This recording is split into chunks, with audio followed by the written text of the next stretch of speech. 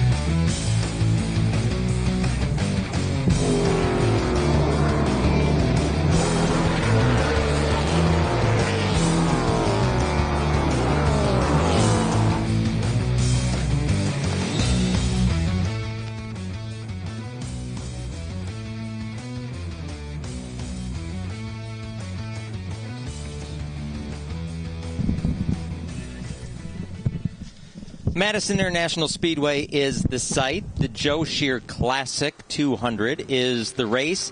The ASA National Stars Tour is the series. I'm Dean Strom, joined by Jim Trado. Jim, this is big.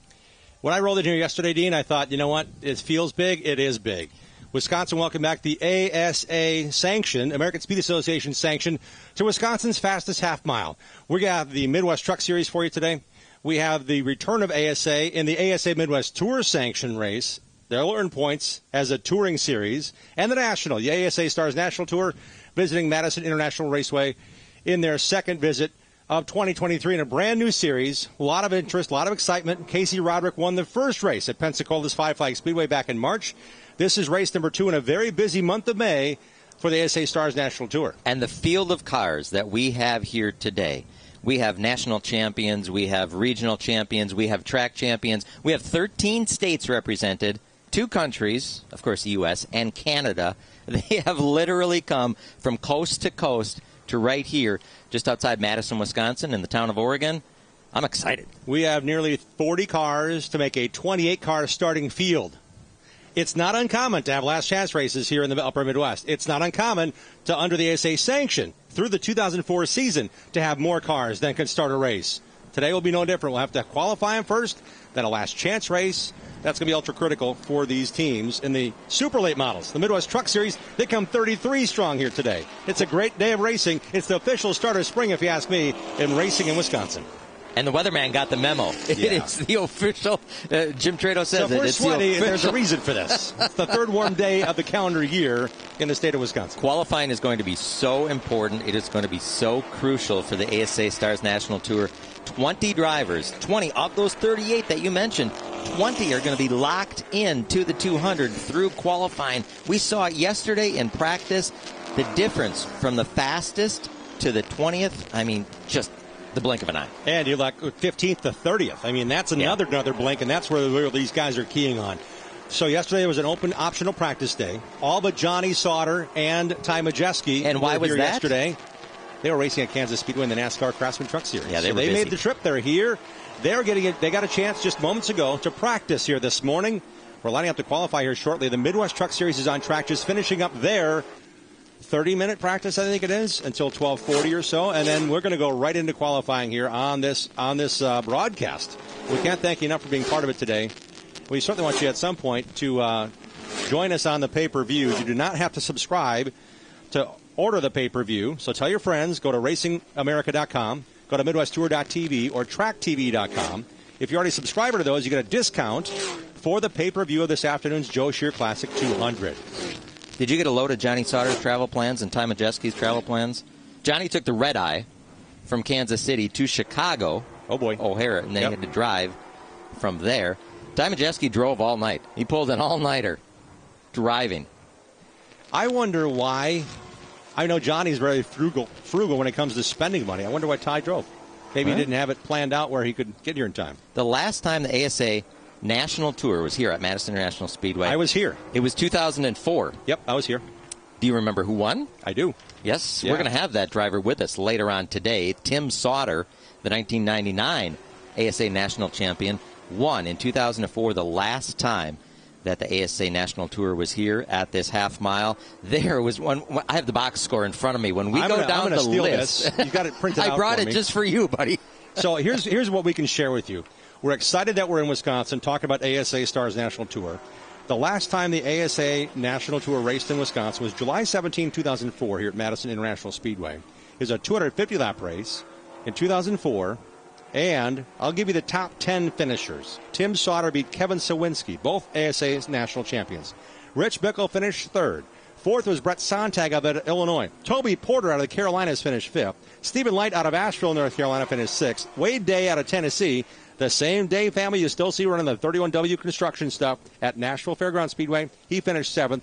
Tyler Walker, yes, the sprint car driver that gave Carl Edwards the inspiration to do the backflip. Tyler Walker finished eighth. Robbie Pyle finished ninth. 10th was Butch Miller. Casey Smith out of Texas was 11th. We have a couple of Hall of Famers right there in the top 10. But who finished? Let's see. Mike Garvey. Yep. Finished 19th. He was our ASA star of the race at Pensacola. And here at Madison International Speedway in 2004, the driver who finished 20th, driving the Logano Motorsports machine. I think he was 14 at the time. Joey Logano. Landon Castle also made an ASA National Tour start here as well. Don't know if it was that day or the year after, or the year before, excuse me. So, yeah, young drivers getting their chance. Joey Logano was among the drivers racing in that race that day. Reed Sorensen was here. Of course, he went on to a long NASCAR career. So the history is rich, not only here at Madison International Speedway, but in this ASA National Tour. It's great to have the ASA National Tour back on the racing scene and back here at Madison. And what we're watching here is the Midwest Truck Series. Here's a driver that we're going to watch all day. If you've been a fan of Wisconsin short track racing or been around it for a long time, he's got the green 93. That's Chester Ace. He's won races in this tour. He's also from Oregon, Wisconsin. That's where we are right now. So this is Chester Ace, works at the Ziegler Crane Company. Johnny Ziegler's number 93 is on his truck. It's always been. So there's great stories throughout this being a Midwest hotbed for short track racing. And green. Yeah, always has something green on it. If you have anything to do with the Zieglers, you have to have something green on it, right? And there are lots of storylines in this warm afternoon. Among the 38 drivers that have entered, Dean, I chose the 5 guys that we really need to pay attention to because they are straight-up studs when it comes to Midwest best racing with the ASA Stars National Tour. 5-time Slinger Superspeedway champion Steve Apel is here for his 9th try under the Midwest Tour sanction. But he hasn't won yet. He hasn't finished top 10 in a race, but he's here today, and he's got a really strong piece. Admittedly, I talked to him during the week. He said, I don't run here at Madison International Speedway very often, and when I do, I don't really feel that I'm that good. He was good yesterday in practice, good this morning. His teammate, R.J. Braun, in the number 92, won the last time out on the ASA Midwest Tour. That was the season opener for them a couple weeks ago. We had it on MidwestTour.tv. R.J. Braun beat his teammate, Steve Apel, to the line. Both are the most recent Slinger Super Speedway track champions. Good to see R.J. in the field Crump as well. From Brighton, Michigan. He is in the field, drives the number 50 machine. He had success third at the All-American 400 last year, won the Redbud 400. Huge win for him. Johnny Van Dorn and that team has put a lot of time in. They came in here last Thursday and tested, last Friday, an optional practice for some of these teams. He got a good shakedown here at Wisconsin's fastest half mile. Jacob Gady from Carver, Minnesota, the driver of the number 72. We will see him in action.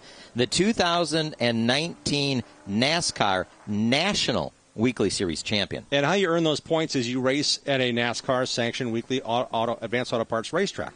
His Elko Speedway home base is a NASCAR-sanctioned track. Jacob Gady also raced here at Madison International Speedway to earn points in a season. Again, you got to maximize the chances to finish well. Your X amount of finishes are what total up to get you points to a national championship or regional or state champion. He's a 9-time Minnesota state champion. But Jacob Gady raced here at MIS in a late model to earn those points to win the national championship. So he's got a ton of laps here comparatively to these 5 on the screen at MIS. A lot of laps here, but not a lot of laps in a super late model.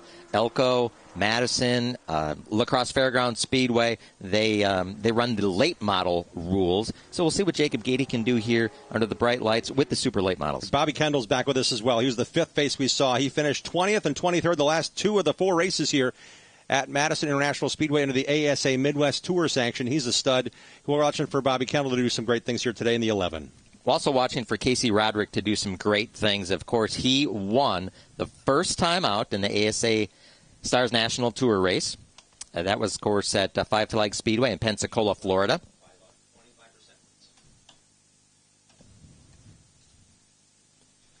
And looking at Casey Roderick, it is his first time here, Dean. First time here at Madison International Speedway. Yesterday he said, I went out and walked the track.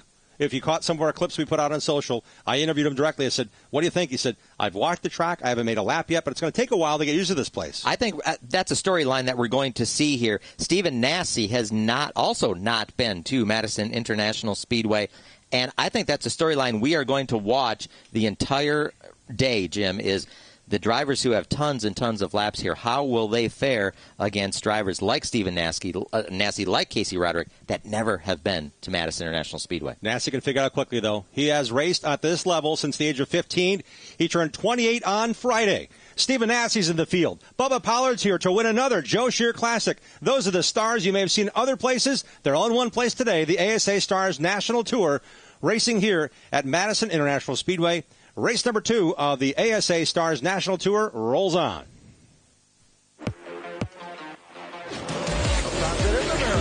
It is difficult. The green flag flies. We're underway in Milwaukee. Green flag back out. Milwaukee mile.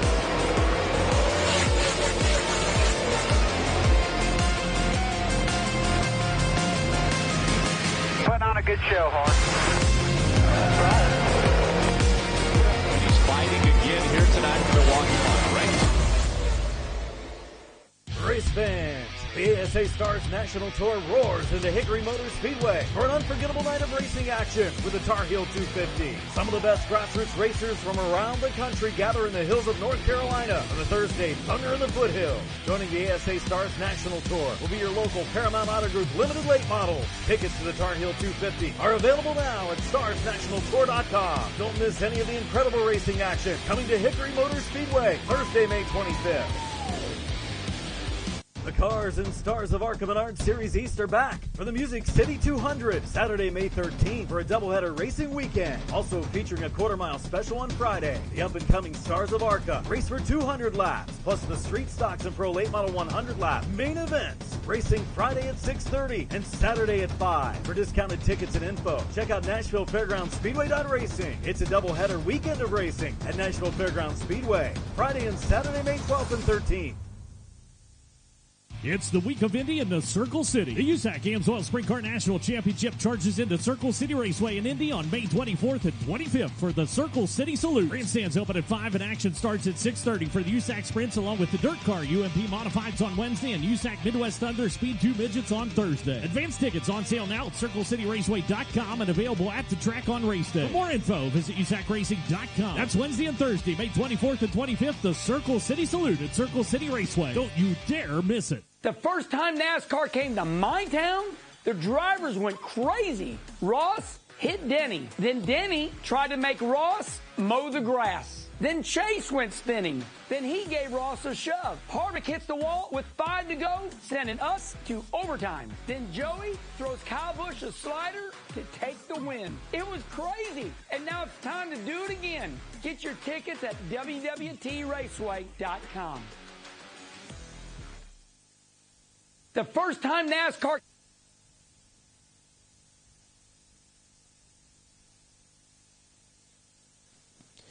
Welcome back to Madison International Speedway, Wisconsin's fastest half mile. We're about 20 miles south and east of the state capital of Madison here in the Badger State. There's a lot going on. This track's been around a long time, and Hall of Famers are sprinkled among the crowd. We're going to talk to a couple as we have time. 1977 ASA National Champion in the ASA category, Dave Watson, is here. He made his name here. He's on the Wall of Fame here. He won championships, track championships here at Madison. One thing I'd like to bring up is he was a 1977 ASA national champion. And if you listen to podcasts, Mark Martin has a great podcast. We all know who Mark Martin is. There's a couple of pictures here on the wall in the tech shed of Mark Martin crashing here in Turn 1. Broke his ankle, and there's been a Mark Martin bar in the lower foot box of race cars since that occasion. Dave Watson was in that race, but more importantly, Dave Watson was one of the first two guests that Mark Martin wanted to have on his podcast. He wanted to have Dave Watson on. That's how much he thought of Dave, saying, let's break this down. Back in the late 70s, we did a lot of our own ingenuity, our own engineering, our own fabrication. Mark Martin knew every ounce of that car. So did Dave Watson. He went on to win that championship. He also, Dave Watson, was in the 1979 NASCAR Cup Series rookie class with Harry Gant and Dale Earnhardt. Among the 7 guys I saw a picture of, Dave Watson is here with us today. He spent a lot of time racing Trans Am, developed the Daytona prototype car that we saw as the Grand Am rejuvenated road racing under the IMSA banner now as the Rolex 24 and other big races. Dave was part of that. So he's got a lot going on. Glad to see him here just up the road from where his hometown of Milton, Wisconsin is. This is a drone shot of the pit area, and we see the cars getting ready to go qualifying. Jim and I talked about that. Qualifying is going to be so very important. It will start with the number 11 machine of Bobby Kendall, and the way it works here is we'll just go right through the line via car number. So we'll start with the 11, and then the 14 will be next, the 15, the 16, and so on down the line. Boy, oh boy! And how that number was chosen, because it's a big deal. It's a big deal. You drivers generally don't want to qualify first. In the drivers' meeting, there was a big old bag of poker chips, and on the poker chips was every car number entered in the field today. The driver, the number 18, the most recent winner in the ASA Stars National Tour, drew out the poker chip with number 11 on it. So Bobby Kendall will be our first scheduled car to qualify, and on through, and Austin Nason in the 14. He's going to qualify second. And he was concerned about cooling his car down enough between practice and qualifying. Just as we shared with you at 12:30 Central Time, getting that car cooled down. Billy Van Meter, Dean, you pointed out those red boxes at the nose of his car. Those are have fans in them, trying to cool his engine down. Teams are not allowed to lift the hood. And ultimately, they've had to have their work done. When they roll through pre-qualifying tech, that's it. When these cars qualify, they're going to the infield and stay in there. Top 20 locked in. The top 20. Will stay in the infield. All cars will stay in the infield. And then the top 20 will stay there longer. They're going to stay. They can't come back to the pits. Yeah. So a lot of storylines we'll share with you as well. And this is really a culmination. The ASA Stars National Tour. We saw that hauler there. It says ARCA Midwest Tour. That's now the ASA Midwest Tour for the fans to get their cool Joe Shear Classic event T-shirts like I got. Has all 15 prior winners on the back. It's really cool. You got to check it out. I think it's online too. But DJ did a great job with that. But the Midwest Tour has been purchased. Since last July, it was announced that ASA Midwest Tour was purchased by Track Enterprises. The ASA Stars National Tour was formed after Bob Sargent bought the ASA CRA Super Series that runs in the Indiana, Michigan, Ohio region, Illinois. So that series, the Midwestern part of the states, that was purchased by Bob Sargent first. Then the Midwest Tour, which is Wisconsin, Illinois, Iowa, Michigan, sometimes Minnesota, like again this year. And then the Southern Super Series, where the hotbed of the Florida, Georgia, Alabama drivers are racing. The Southern Super Series is also under ASA sanction and an agreement with the ASA Stars National Tour to have those 3 series represented through this 10-race campaign. That driver on screen right now has gone to victory lane in this event a couple of years ago, and he has been doing a lot of winning here in the 2023 season. Of course, that's Bubba Pollard in the 26 machine. He was here all day yesterday. Just want to get the feeling of it. He brought his car that he's raced before. He raced it at Speedway, the New Smyrna Speedway, the World Series of Asphalt Stock Car Racing. I believe this is also the car, according to his team, that was raced and nearly won the Sunshine State 200 at Five Flags Speedway. There he is in the gray suit, just kind of taking things in. It's a warm day. Yesterday was about 25 degrees cooler and overcast.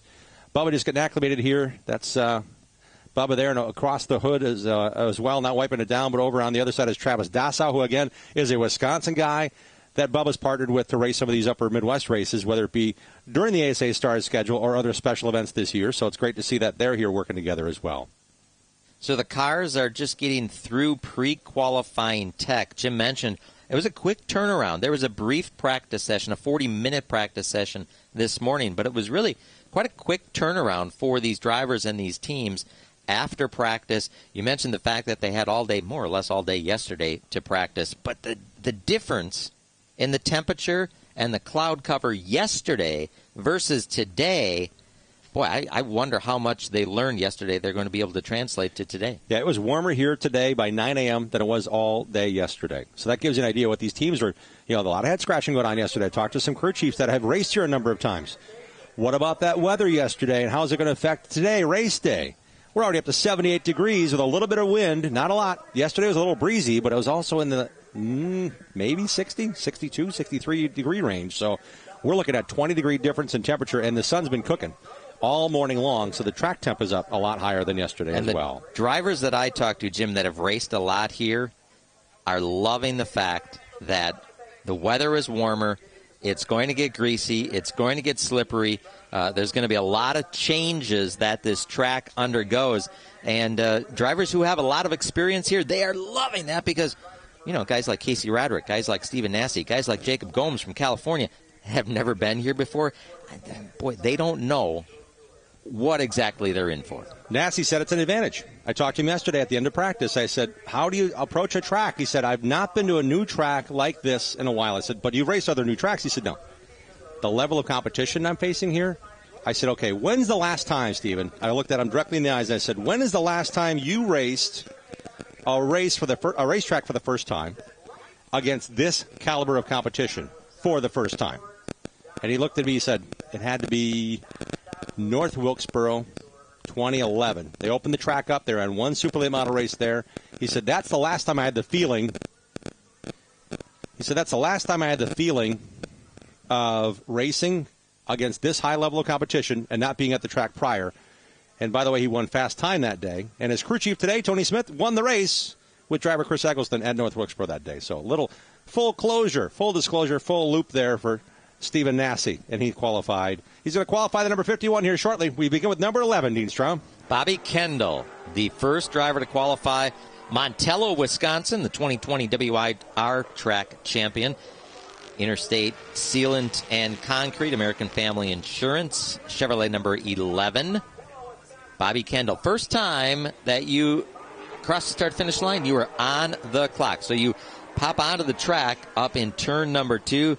You got to be on it. You got to warm up the tires. You got to get with it quickly because the first time you crossed the start-finish line, you were on it, and there he is completing the first lap. 17.770. We have to give you all three numbers because it'll come down to the last one to determine who's the top 20 and who's not. 17.770 lap 1 for Bobby Kendall. Love to see his dad Jeff race for years here in what was the ArtGo Series, turned the NASCAR Elite Midwest Series now. Really, it's come full 4 in the ASA Midwest Tour, sharing the bill today with the ASA Stars National Tour. Better lap 2 for Bobby Kendall, 17.577. 17.577 for Bobby Kendall out of Montello, Wisconsin. From Roscoe, Illinois, the number 14, the 27-year-old driver of the Card Corner, JRS Shocks, Hazy Builders, number 14. Austin Nason, he has won this race before. His first lap, 17.934. Got to pick it up, Austin. He practiced yesterday, broke a rear end in practice, spun around. They got the car fixed. Then he had to chase off to his home track at Rockford Speedway to almost win last night at his home track. Second lap is better, but it's not going to be quick enough to bump Bobby Kendall. It's a 17.682, a 17.682 for Nason. And at the top of our screen, you'll see the interval. He's a full tenth of a second off of Bobby Kendall. And believe it or not, that snap of the finger that quick, that could be a whole lot of cars in between there and just a tenth on the racetrack on the stopwatch. Next up, the number 15 of Gabe Summers. 17.774 on his first lap. Gabe Summers in the quick trip. DeKalb Allied Cooperative Wisconsin Potato and Vegetable Growers, number 15. Plover, Wisconsin, the hometown for this youngster with a couple of wins on the ASA Midwest Tour, stepping out on the national stage. Yeah, he's got a lot of racing in this year. He started in New Smyrna Speedway, the World Series of Asphalt Stock Car Racing a bunch of races this year already, while this is the first race for several of his Midwestern competitors. He's going to be the fastest, a 17.569, a 5.69 for Gabe Summers. Next up, the defending SRL Super Late Model champion, Jacob Gomes on the racetrack in the Sunny Valley Farms, number 16. Jacob Combs out of Manteca, California. Long way from home. He wants to race more on this side of the Mississippi. Talked to him this morning. He's excited about the opportunity to race here at Madison for the very first time. 17.643. 17.643 for the California racer. 8th at the ASA National Tour opener at Pensacola.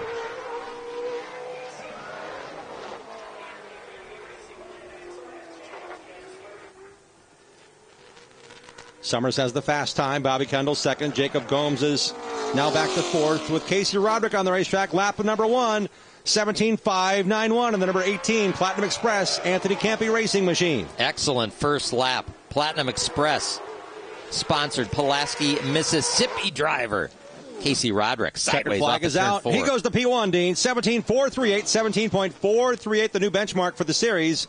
And that Mobile One sponsor number 18, Anthony Campy Racing, has a victory here in Wisconsin with Chase Purdy.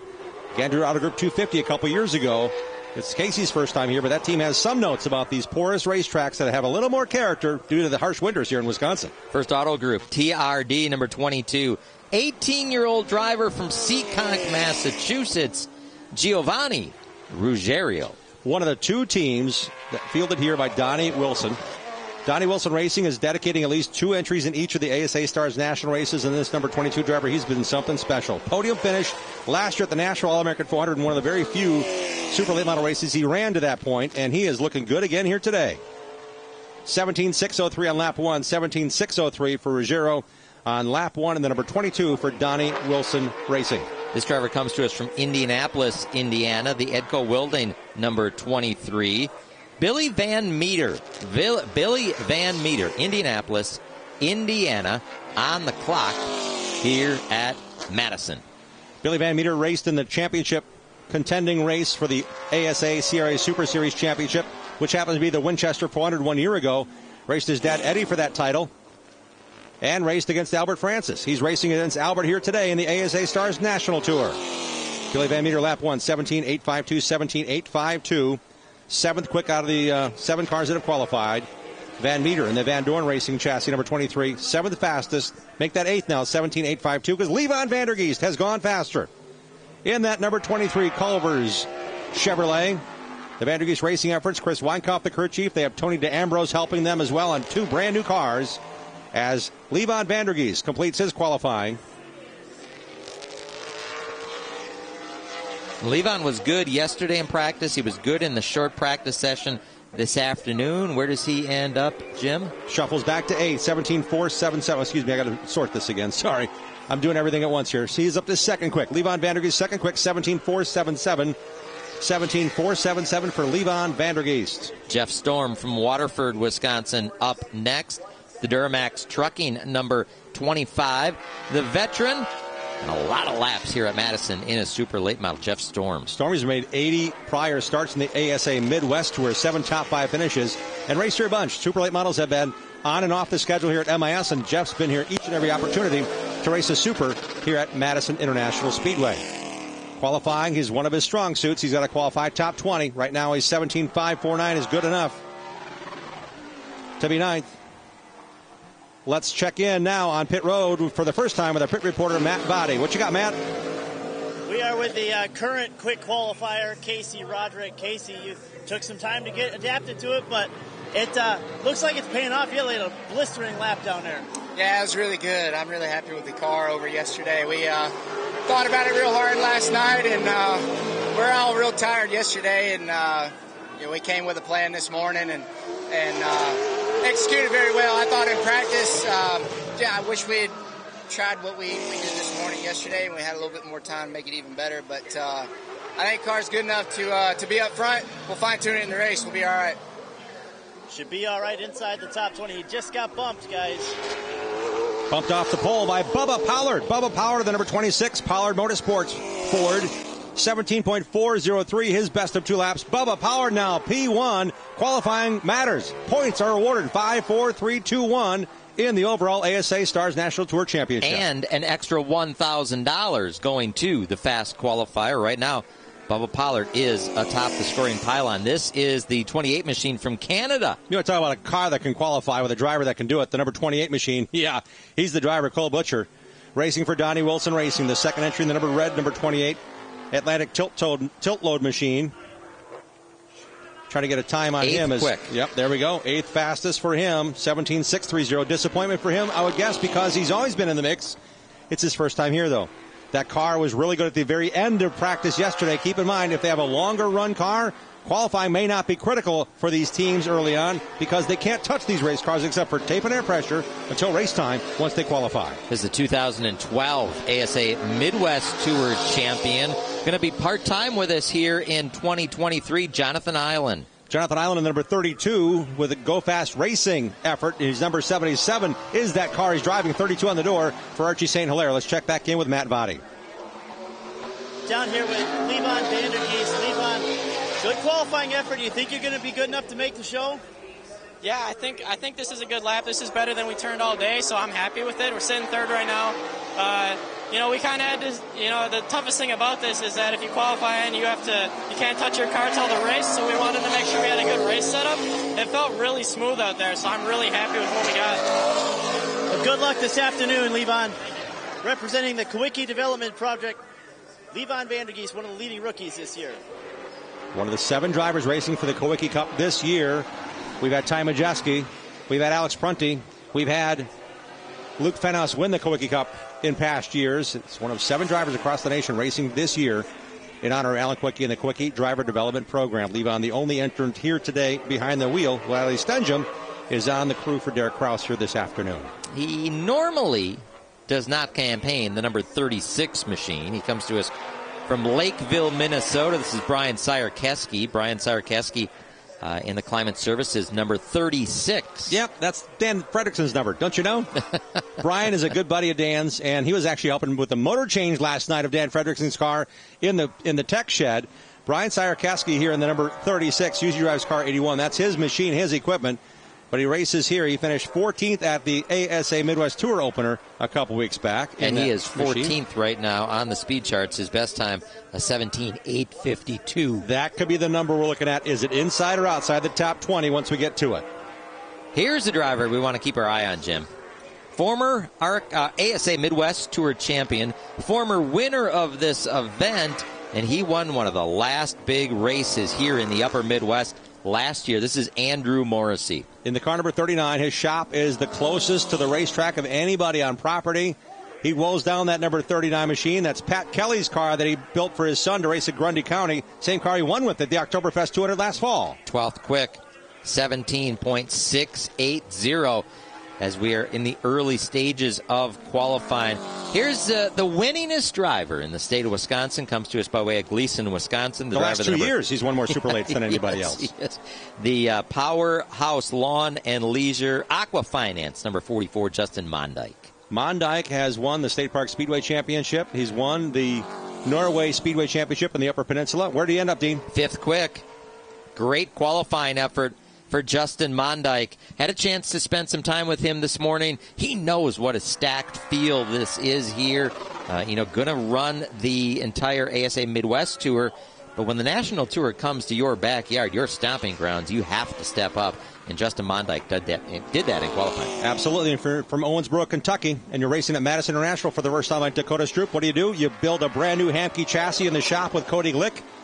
And he has spent 4 days in the shop with him, and Cody's here with him coaching this young driver in the number 47 machine, 32-year-old Dakota Stroop out of Owensboro, Kentucky. To try to make the top 20 was his worry at the end of practice yesterday. Can he do it today in that machine? Again, the number 47, a brand new Hamke racing chassis. 15th quick right now, Jim, 17.806. 17.806.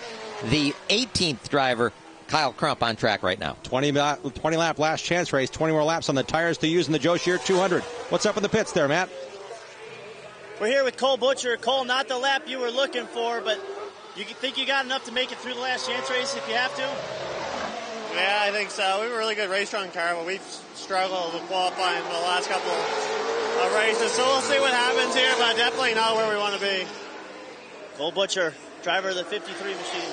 28 today, right? Yep, 28 today. You're right. The 53's been on his car door for a long time, Matt, and it's disappointing even to hear him think about it because he's already thinking about, if I'm not in the top 20, what can I do to my car? Not much. for the last chance qualifier. They take 4 out of that one, and the points provisionals come out of 23 points. A lot on the line for Cole Butcher here today. Cole Butcher shown in the 11th spot right now. 19 drivers have recorded a lap. This is Jet Noland, all the way from Groveland, Florida, the 19-year-old Cohen Law Group number 50 machine. He was one of the late entries. It was great to see him here. Great to see him on the entry list and qualifying right now for Jet Noland. Up to 9th, 17.588, 17.588. There are a whole lot of drivers between 17.549, fourth quick Jeff Storm, and 17.590 Jonathan Island in 10th right now. Fast time, Bubba Pollard at a 17.403. The bubble time is going to be, it looks like Brian Sire-Keski right now at a 17.897. Tight field, Stephen Nasse on track. The man who won a bunch of races each and every year he's been behind the wheel is number 51. This is the Nasse Racing entry. He's been full-time racing for only about the last year or so, not working with Dad's family business anymore. Well, BAM sponsorship, the local Superior Cleaning and Polishing Products company, on board with the 51 all year. On that machine, Stephen Nasse, his first trip around Madison in competition, in qualifying, trying to beat Bubba Pollard's 17.403. Where did he end up, Dean? 18th. Whoa. 18th quick. Stephen's going to have some work to do. A 17.828. Being directed down the pit access. The cars will be impounded, including the cars not qualified top 20. They'll line up from the infield for the last chance race. Tape and air pressure is about all they can do on these cars.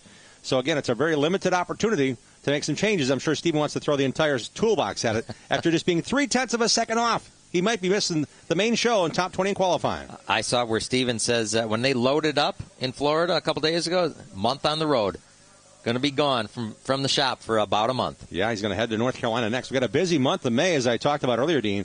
May 16th, we're going to North Wilkesboro Speedway, kicking off All-Star Week on Tuesday night, May 16th. Join us for that race. And then a couple of days later, a week and a few days, Thursday, May 25th, Hickory Motor Speedway, the week of the World of the Coke 600. We're going to be hanging out at Hickory at the ASA Stars National Tour. Fast qualifier right now. He's out of Sonoy, Georgia, with Matt Votty. We are down here with the current leader of qualifying, Bubba Pollard. The car change might have been the right move. I don't think it was the car. We pulled out the state car, and it was really about the same, to be honest with you. So we just worked on our stuff today. We've been comfortable. We got a package we've been running, man, that's been really good down south and back home. And we just kind of today started practice. It was like, look, we got to get out of our comfort zone, out of our element, and change the race car and get it what it wants. And it showed there. So it's good. We just it's a great field here. We just hopefully we get a good starting spot here and have a good race car. So for those that weren't here yesterday, you were in a different machine, switch rides. What's different with this one than the other one that you feel more comfortable about? Well, really, they drove the same. They were both slow when we unloaded them. So not really much change. We just fixed some bump stops, some shocks, and some other things that that we didn't do yesterday. That car probably was a little better. Looking back on things, probably should have ran it and just changed it like we did this thing. So, we'll see. This is a good race car. They'll both be fast, and we'll see what we got here. We'll see if he can get a second one. Bubba Pollard. Barrels loaded, 2 of them, 2 beautiful race cars. I recall the time, Dean, he rolled into the Pensacola Five Flag Speedway looking for his first Snowball Derby win after winning all those Blizzard races. Had 2 cars, one proven, one new. Spent half a day on one, never brought it back out of the trailer. Brought out the new one, didn't like it, went back to the old one. He's a guy that wants to pick through, find that feel. He's all about the feel of his race car. He knows every inch of this Seneca chassis. Last time here in Wisconsin was 2 weeks ago, racing a Reed chassis with Travis Dassow at the ASA Midwest Tour opener at the High Bank Quarter Mile Slinger Super Speedway. And, of course, Bubba Pollard, the 2019 winner of the Joe Shear Classic. That is a drone shot of the pit line. You have to do pre-qualifying tech. In the background there, Jim, the promoter, the little bit of me that's a promoter, sees a stream of cars coming into the gate. This is a scene. I am telling you, it's the hill is absolutely mobbed, and they are still flowing into this property owned by the McCarns family. Fans are coming in. That's the number 98 Jordan DeVoy trying to make his first ASA start of any sort. Those cars are rolling through. We saw the number 9 at the bottom of our screen here on this shot. That is Derek Kraus, the NASCAR Truck Series, now NASCAR Xfinity Series part-time driver. He's getting ready to go. He'll be one of the last cars to qualify, and Derek Kraus was on the podium here a year ago. I'm telling you, he's got a shot.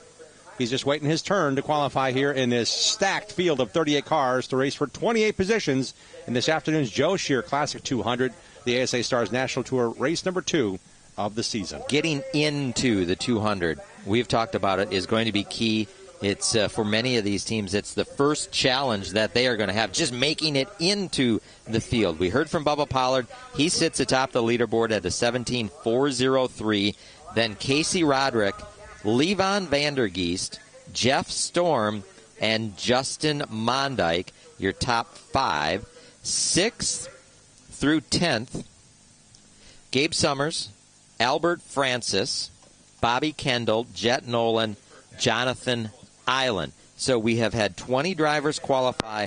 20 we will take through time as we get a shot there of the cars that have already qualified. They are down in the infield. The bubble time right now is at 17.897 by the 36 machine of Brian Sire-Keski. A whopping 0.494 seconds off of the fast time, less than half a second. We're also talking about splits. We're talking 0 point something between first and 20th to the car ahead of them. We're talking whiskers. We're talking slivers of a second. We are looking at the track. Actually, we're looking over the track. Dean Strom, Jim Trado along with you, Matt Votty in the pits. The safety crews have been looking over the track surface to see if there's any fluid down. So they don't want some of that on the racetrack as we're getting a peak now. The cars are staged. 20 cars have qualified. We'll begin the bumping process when qualifying resumes here shortly. We also have the Midwest Truck Series on board with us today. They've got waited for their season to begin, and a very wet spring has washed out a number of local races here in the state of Wisconsin and in the country, for that matter. These teams have been trying to race in Montgomery and Mobile and trying to get a race in to get things going, to get their cars tuned and ready for the ASA Stars National Tour. Not just the anxiety of Wisconsin having just one race really of stature, the ASA Midwest Tour race a couple weeks back at Slinger, but this has been an anxious moment getting this far to race for the big bucks in the second race of the year for the ASA Stars National Tour. You alluded to it earlier, Jim. The weather. This is the first nice day that we've had. First nice race day that we have had here. There's been 3 above 80 degrees in Wisconsin. I think one was Easter Sunday. It was really weird. Or not, not Easter. It was Easter. Was it? Yeah. Crazy. Here we go. Out of the chute. Dropping in the bowl. Number 51 of Steve Apel. 5-time Slinger Super Speedway track champion. Up the hill he goes. He fielded a car last year for Derek Thorne. He also was on Derek Thorne's crew in return favor from the Slinger Nationals run to race and win the Snowball Derby. He also fielded a car for Stephen Nasse up at Wisconsin International Raceway, the Gandrud 250. This is one of 2 cars in the stable. This is the black machine. Ran the red one at Slinger a couple of weeks ago in the ASA Midwest Tour race. Washed up a bit in turn 4 there. The braking equipment, number 51 for Steve Apel. Looking to maybe rent this car out for the Slinger Nationals. Pretty good first lap. 17.732. Zeller Transportation, Asita, sponsored number 51. Lap number 2. And he will improve. He will go all the way up to 6th. Good job, Steve Apel. With the cars remaining, that should be a solid position to lock him in the top 20 qualifying.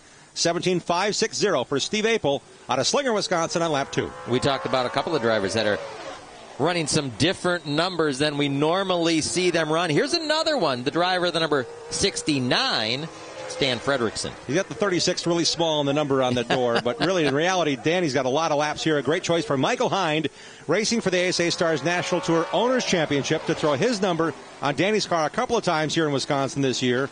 Michael is actually at his prom this weekend, and he's got the number 69 on the door, and Chris Cater, the crew chief, here as well in support of Dan Fredrickson's efforts in car 69, the fastest guy in practice yesterday before they had a motor change. Second quick in qualifying. Nice job, Dan Fredrickson, 17.429. Yep. Fast time, 17.403. We're talking about the second digit after the period in qualifying times. Stephen Nasse is on the bubble at an 8.28 to 17.828. Nasse on the bubble. Next driver, we talked about him a little bit earlier, comes to us from Carver, Minnesota. This is Jacob Gady in the 72. 9-time track champion at Elko Speedway and small 3/8 back on the ASA Midwest Tour schedule in September. The Thunder 93 is going on in September. They've got a great racetrack there, and Jacob getting a chance to race at a track he calls one of his home tracks in the NASCAR Weekly Series. Nasse has been bumped, the 72 machine, into the field. Second quick for Jacob Gady. Now on track, car number 73. There's a Shear connection to this one. This is Joe Vanacci out of Morris, Illinois, trying to make his 4th ASA Midwest Tour race. The Chicagoland short tracker has Steve Strasburg working with him in Strasburg Performance. Steve's really been involved all the way through, stepson of Joe Shear through the years. Very smart guy when it comes to components. He's been working with Joe all weekend here at his first trip around Madison International under the ASA banner. A little sideways off of turn 4 that time for Vanacci of the 73. And unfortunately, Vanacci's not going to crack the top 20. It's an 18.010. So Dakota Stroop at an 8:06 is on the bubble. First laps in qualifying. You might have saw him yesterday win Stage 2 of the NASCAR truck race at Kansas Speedway. On the track today after that overnight drive in the number 91 for Gearheads Racing. It's the iRacing.com Ford of Ty Majeski, 5-time Midwest Tour champion, 2020 Snowball Derby champion. On the track here. More pole positions, more wins than anybody else on the Midwest Tour, and they've been racing the Midwest Tour here at Madison since 2007. Ty came on the scene in a big way in 2014. Can he make a big splash, win the $1,000 Go Fast Racing Fast Time Award? Oh, he's only up to 17.473. 7/10 of a second, 7/100 of a second off pole. It will bump Stroop. Kyle Crump now on the bubble as R.J. Braun rolls trackside in the number 92, the winner of the opener for the ASA Midwest Tour 2 weeks ago at his home track, the Slinger Super Speedway. Dean, you've watched them there racing 4 cylinders on through. So 4 cylinders, late models, now a super late model champion at that quarter mile. Expand the track by twice the size. R.J. Braun getting it done on the start-finish line. Can he get the top 20? He's in, but he's 20th, a 17.697. R.J. Braun woes it down. Harley Jankowski on track. Let's check in on pit road where all the cars are coming to the infield to Matt Votty. Jacob Gady, second quick so far. Where did you find that speed? Well, I think we had some speed all day. We tried to do a mock run and then didn't get out and practice. And yesterday we ended up on the charts, and we didn't do a mock yesterday either. No tape, no qualifying air, nothing. So I wasn't quite sure we could be this good. Just kind of race runs the whole time, trying to get some race balance. So I'm still a little worried about that, but obviously qualifying went well. So that was goal number 1, was to make the race. You know, this is a stacked field, so pretty proud of the effort of everybody on the crew. Small team, small budget, and just put a P2. So that's pretty cool. Jacob Gady, car 72, could be one to watch today, guys. Definitely one of the favorites. Fans that have been watching Jacob Gady throughout the years here at Madison, they might have their Joe Shear Dick Trickle T-shirts on, but they've seen Jacob win a bunch of races across the upper Midwest. The star out of Minnesota, happy with his run as he should be. Not so happy right now, Dean. Harley Jankowski, the 2022 ASA Midwest Tour Rookie of the Year out of Sparta, Wisconsin. Yeah, the Kurt Schopp Hamelman Brothers Cranberries, number 95. Got 1 lap of qualifying in. It was a 21.094, and then he just shut it off and pulled down to the apron up in turn number 1, entering turn number 1. So a problem on that 95 machine of Jankowski. Talked to Harley on our Tuesday night racing roundup show that Dean and I are part of in the Milwaukee area. Not far from Sparta, Wisconsin, not far here from Madison either, but Harley was kind enough to spend a few minutes with us, and this car was actually Skylar Holtzhausen's super late model. They bought and worked through, hung a new body on it this year. He and his dad, Kurt, have done a lot of work. Small, dedicated effort for their team. And Harley was talking to me yesterday after practice. He said, we brought a 2-barrel. That's the standard rule for the ASA Midwest Tour, 2-barrel carb versus 4. They wanted to think about maybe going to a 4-barrel. They wanted to think about maybe making a few changes on the car. We talked about the limitations of the time you had between yesterday and this morning's practice. Harley's going up off the ramp, and hopefully that car can perhaps present for the last chance race. We're going off of 2023 Midwest Tour points. They had 1 event thus far. Harley didn't race that well in that race. As a matter of fact, Harley finished 20th. So in terms of points provisionals, Harley Jankowski earned 1 at Slinger because he finished 7th in the Midwest Tour a year ago. But we're going off for 2023 points. So Harley and his dad, Kurt, and the crew down there have to make quick work back in the pit area to present for the last chance qualifier if they're not able to get back here for at least 1 lap in qualifying if they're allowed. Looking at the track one more time, looking at the track itself. Got some things to address, looking for fluid on the racetrack. I'm glad the select safety team is here because they do a great job looking things over. This racetrack, we had a little bit of moisture yesterday. Not a lot. A little bit of rain overnight on Friday night. Yesterday was Saturday. We had a misty start to our day yesterday, but things cleared out. The track got nice and clean and dry, and we had practice throughout the afternoon from like 1 to 5 yesterday. So there's been a lot of laps put on the racetrack, just to see if the track is clean and green and good to go for the rest of the competitors here, as qualifying with Harley Jankowski is woed up, looking for fluid down potentially out of Harley's number 95.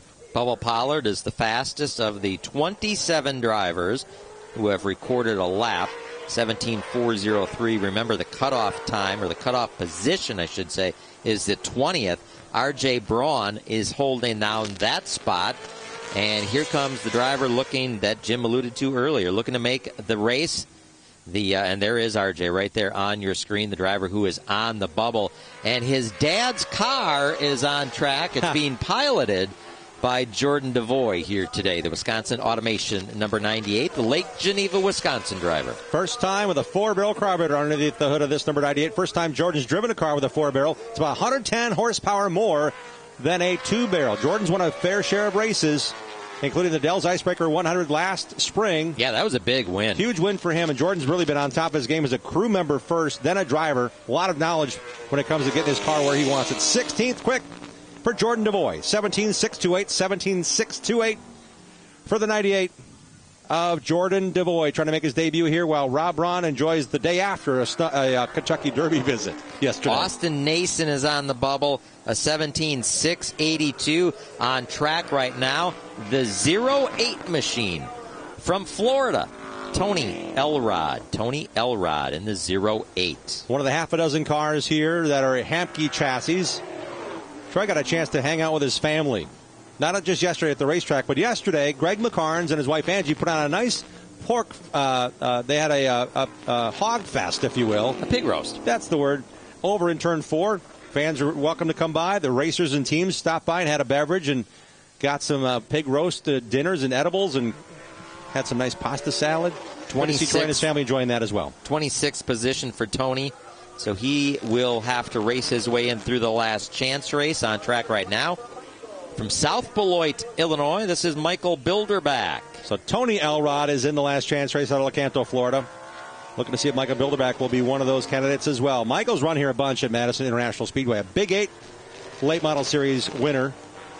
Won last year in a late model as recently as 2022. This number 2 machine is a super late. He raced all the way down to Five Flag Speedway in the inaugural ASA Stars National Tour race. They ended short with a bang up there. This is the same car with a new clip on it for the number 2 of Bilderback. Where do you end up, Dean? 19th. 17.667. He's on the approach of not being able to breathe for the next 5 minutes. Morrissey is the driver who is holding his breath because Andrew Morrissey is on the bubble. This youngster on track right now. Sideways off of turn number 2. This is Luke Fenhouse in the Dunright number 4 machine. From Wausau, Wisconsin, 19 years of age. 25th on lap 1. Goes up to 16th on lap 2. 17.612. 17.612 for the 2022 Cars Pro Late Model Tour champion. And the driver who was fast time in this event 2 years ago, now he's going to have to sit back, wait and see if he will transfer through qualifying. Meanwhile, on track, the driver who was busy last night driving the trucks comes here to run the super late models. This is Johnny Sauter. Johnny Sauter also in the truck race last night. Got here early this morning, and this number 5 is his hobby, his play toy. This number 5 on the track is Johnny Sauter, 2-time winner of the Joe Shear Classic. He and Joe Shear Jr. are like brothers in every way. Working together, winning championships together. Let's see if Johnny Sauter without little Joe can get it done in qualifying. He cannot. 23rd quick. So the short practice session that Johnny had this afternoon, not quite enough. I should say this morning, 23rd in time. He's going to have to race his way in. Just a whisker off of the 20th in speed. Michael Bilderback, 17.667 is the bubble time. Sauter went 17.687. 2/100ths of a second, the difference between in and out right now for Sauter. The driver who had fast time in this event last year on track right now from Richfield, John DeAngelis Jr. A lot going on for Johnny D. Last weekend racing a powerboat, offshore powerboat. This week announcing he and Shelby are having a baby. And here's Johnny D on the racetrack in that 7th. Johnny D in his first qualifying lap, 10th quick. 17.561 will be the official 17.561. So DeAngelis is in. Jacob Gomes now on the bubble. That's the SRL defending champion. We're talking about the best of the best here. Here's a driver who's been a year away as a driver, but certainly been ever present in the upper Midwest. 6 straight years finishing top 6 or better in the points in the Midwest Tour. Welcome back, Paulie Schaefer in his own number 7. He will split duties with Derek Thorne on this number 7 machine when it comes to the ASA National Stars Tour races. Thorne ran it at Pensacola, and here is Paulie Schaefer Jr. running it at Madison International Speedway. And Schaefer will go to the top of the board. 17.359. Rust schmushed. There ain't no rust left on his elbows and joints, man. He's got it down. He got that number right. 17.359 for Paulie Schaefer. He was fast yesterday in practice, lost the handle a bit later on when the other guys mocked up. He's back on top for Paulie Schaefer out of Indiana. Cole Butcher is on the bubble at a 17.630, and Billy Moan, the Lakeville, Minnesota driver, is on track right now. Billy's 22nd ASA start, 23rd here coming today if he makes the top 20. 3 top 5s in his short career with the ASA Midwest Tour. And he will have to qualify in through the last chance race. 27th, 17.708, as we have, Jim, just a handful of cars remaining. Regular Lacrosse Fairground Speedway rolls in the backstretch. Next up, already on the button on the backstretch, the red and black number 9, Shockwave Marine seating. Number 9 for Kraus, Derek Kraus Racing. Derek Kraus on the racetrack. Raced in 4 NASCAR Xfinity Series races this year. Derek Kraus on the track trying to break the top 20 down the backstretch. As soon as he gets the checkers, we have another driver waiting to talk to our Matt Body. Let's see what the number 9 of Derek Kraus does this time. Trying to break that speed. 17.359 is Schaefer's mark. Does he do it this time? Needs to pick it up on lap number 2, and Derek does. He's second quick. 17.378. 0.019 seconds off pole for Derek Kraus out of Stratford, Wisconsin. Next up, the number 58 machine. Joseph Schulze's on the track. Let's check in with Matt Body. Down here with a previous Joe Shear winner. He's going to have to work his way through the last chance race. Austin, what do you got to do to make the show? I'm not quite sure. This thing hasn't been right since we broke yesterday. It was really good yesterday. I thought we had a car to contend. We haven't found the balance back in the thing yet. So we'll go back to work, see if we can go through the last chance and put on a show. Austin Mason, driver of the 14.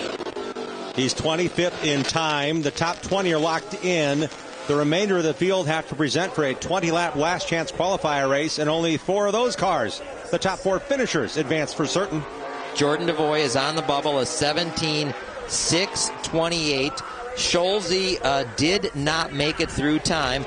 The driver of the number 58 machine, Joseph Schulze, on track right now. Jim, it looks like the final qualifier. Barrett Palamas in the number 79 out of Texas. He has Casey Johnson, working on the car, presenting this car. Casey Johnson, the defending Joe Shear Classic winner, not here driving, but certainly part of Barrett's efforts as Casey continues to recover from an injury last September behind the wheel of a race car. So we talked to Casey. He's on the mend, but he's got Barrett. Oh, Barrett in the grass. That is something we want to point out. There is no apron here. Barrett cut it down to the infield, caught the front valance. Did he get all 2 laps in, Dean? He got 2 laps in. It was not good enough, though. 18.265, and I think, unofficially, that is the final qualifier. So Jordan DeVoy sneaks in on time, but the driver at the top of the leaderboard, the only driver in the 17.3s, was Paulie Schaefer Jr. Paulie Schaefer Jr., again, based on those numbers, was the 33rd car of the 38 cars out to qualify, and sets fast time, beating Derek Kraus, Bubba Pollard, Jacob Gady, Dan Fredrickson, Casey Roderick, Ty Majeski, and Levon Vandergeest. Those are the top 8 qualifiers. They'll go through a redraw. They won't start where they qualify. They'll start within those first 8 positions after the redraw. Let's check in one more time with Matt Body. And we're with that guy that made the final cut. Jordan DeVoy, congratulations on making a Barca Midwest Tour race. Yeah, that's pretty incredible for me. I did not see that coming yesterday or today. I'm comfortable being the bubble guy and no place to go but forward, I guess, and I'm excited to be here. I got to thank Rob Braun for allowing me to borrow his car for the weekend to do this. This is such a huge show. I mean, these guys are putting on an awesome event. Obviously, I'll tease it back there. I thank Matt and Tony and my dad. For the technical glitch there, but Jordan DeVoy, you can tell by that big smile on that young man's face. He's happy to get in the show. He's going to be in the 10th row again. After the first 8 qualifiers, they'll start straight up on speed.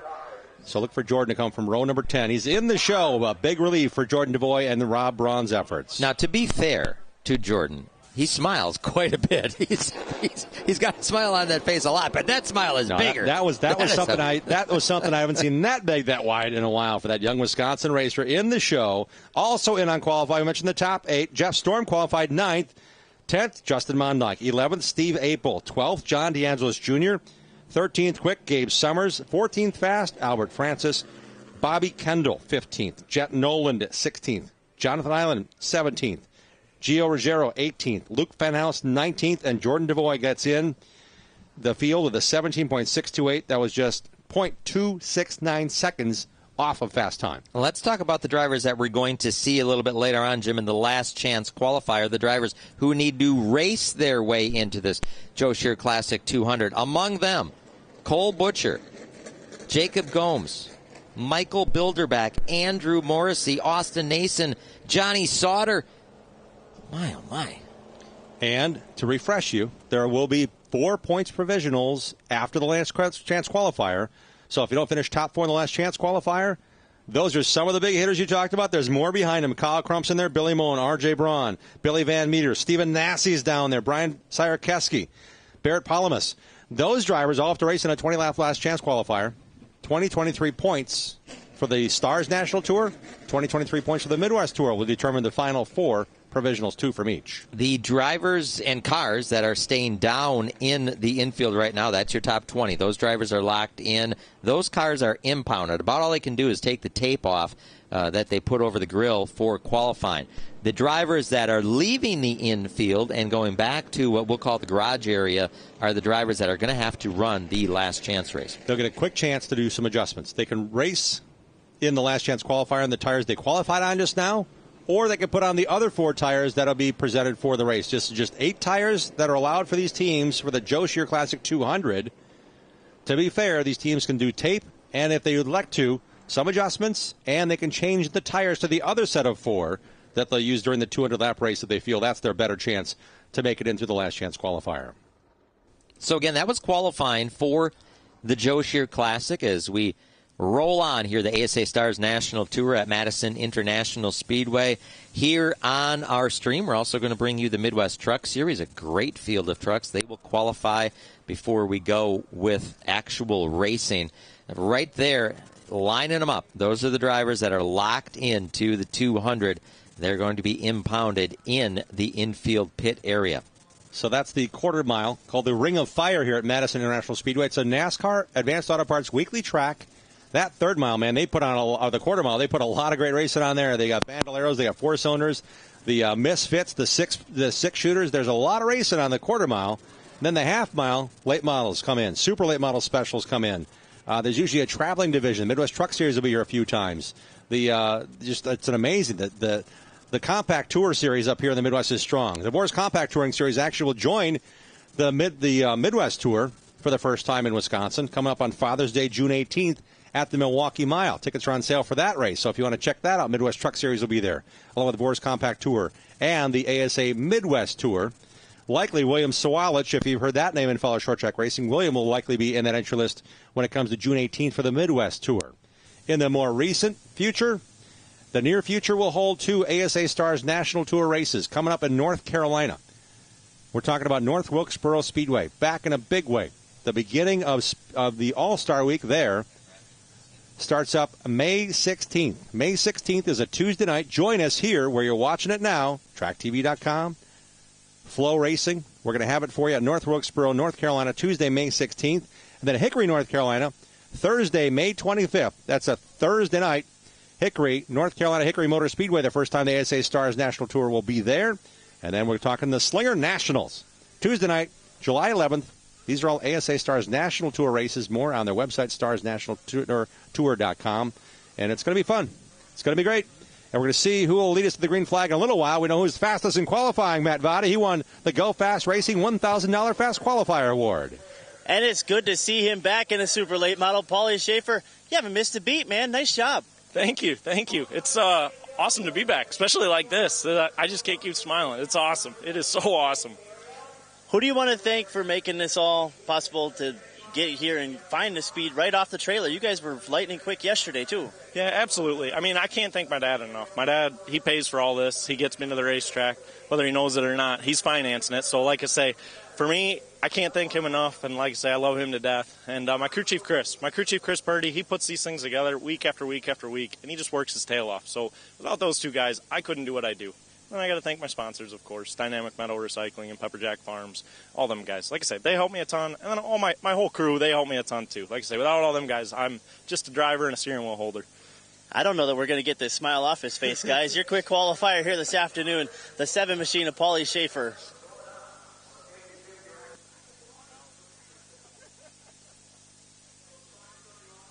Archie St. Hilaire and Go Fast Racing presents the $1,000 Fast Qualifier Award. It goes to Paulie Schaefer.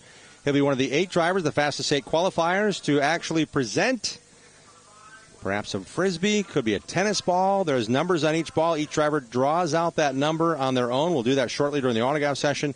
And Paulie Schaefer has the advantage of getting $1,000 in the bank already.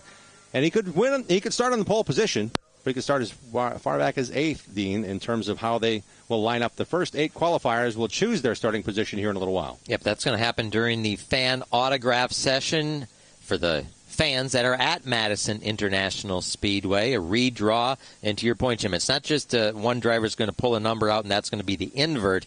Each of the Fast 8 qualifiers will determine where they will start. It's going to be in the top 8, but it's going to be each driver will pull their own number. We are at Madison International Speedway. The Midwest Truck Series will present here shortly. The Midwest Tour is joining the ASA Stars National Tour for the first time here at Madison. They have just qualified. There's a lot to come this afternoon. Stick around with us. We'll be right back to Madison International Speedway.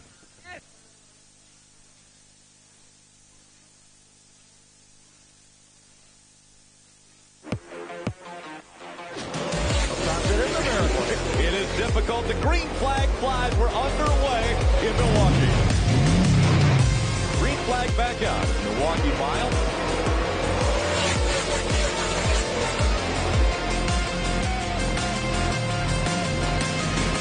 Putting on a good show, Hart. And he's fighting again here tonight in Milwaukee mile, right? Race fans, the ASA Stars National Tour roars into Hickory Motor Speedway for an unforgettable night of racing action with the Tar Heel 250. Some of the best grassroots racers from around the country gather in the hills of North Carolina for the Thursday Thunder in the Foothills. Joining the ASA Stars National Tour will be your local Paramount Auto Group limited late models. Tickets to the Tar Heel 250 are available now at starsnationaltour.com. Don't miss any of the incredible racing action coming to Hickory Motor Speedway Thursday, May 25th. The first time NASCAR came to my town, the drivers went crazy. Ross hit Denny. Then Denny tried to make Ross mow the grass. Then Chase went spinning. Then he gave Ross a shove. Harvick hits the wall with 5 to go, sending us to overtime. Then Joey throws Kyle Busch a slider to take the win. It was crazy, and now it's time to do it again. Get your tickets at WWTRaceway.com. The Cars and Stars of Arca Menard Series East are back for the Music City 200, Saturday, May 13th for a doubleheader racing weekend. Also featuring a quarter-mile special on Friday. The up-and-coming Stars of Arca race for 200 laps, plus the Street Stocks and Pro Late Model 100 lap main events. Racing Friday at 6:30 and Saturday at 5. For discounted tickets and info, check out Nashville Fairgrounds Speedway.racing. It's a doubleheader weekend of racing at Nashville Fairgrounds Speedway, Friday and Saturday, May 12th and 13th. It's the week of Indy in the Circle City. The USAC AMSOIL Sprint Car National Championship charges into Circle City Raceway in Indy on May 24th and 25th for the Circle City Salute. Grandstands open at 5 and action starts at 6:30 for the USAC Sprints along with the Dirt Car UMP Modifieds on Wednesday and USAC Midwest Thunder Speed 2 Midgets on Thursday. Advance tickets on sale now at CircleCityRaceway.com and available at the track on race day. For more info, visit USACRacing.com. That's Wednesday and Thursday, May 24th and 25th, the Circle City Salute at Circle City Raceway. Don't you dare miss it.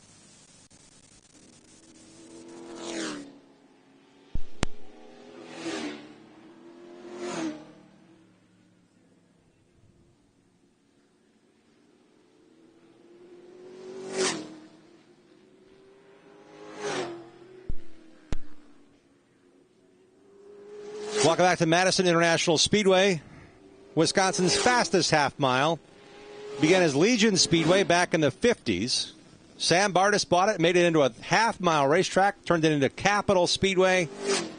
And it was a breeding ground for speed in Wisconsin. A big half-mile racetrack. There was only one bigger oval in the state, and a lot of guys were thinking, man, someday I'd like to race on a half mile. Someday I'd like to race on the Milwaukee Mile. We have a driver that's won at both and done very well at both.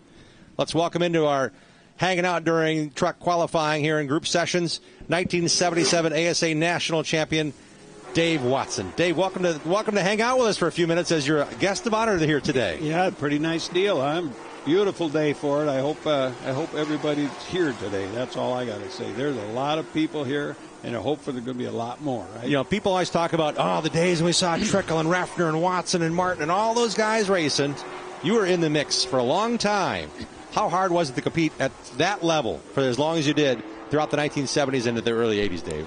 Well, it was obviously a lot of work. You know, Scotty's going to come on here a little later. Scott Hanson, yep.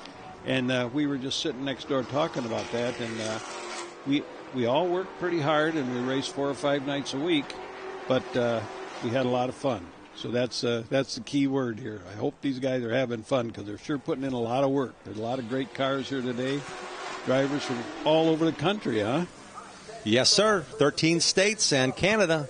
It's kind of like when you used to run the old ASA stuff, right? When all those guys would show up from the South and you got a chance to race against a bunch of them? Yep, absolutely. And they only did that once a year at the Nashville, wasn't it, when we had the North-South shootout. And here we are in Capital Super Speedway. That's what it used to be called. Yeah.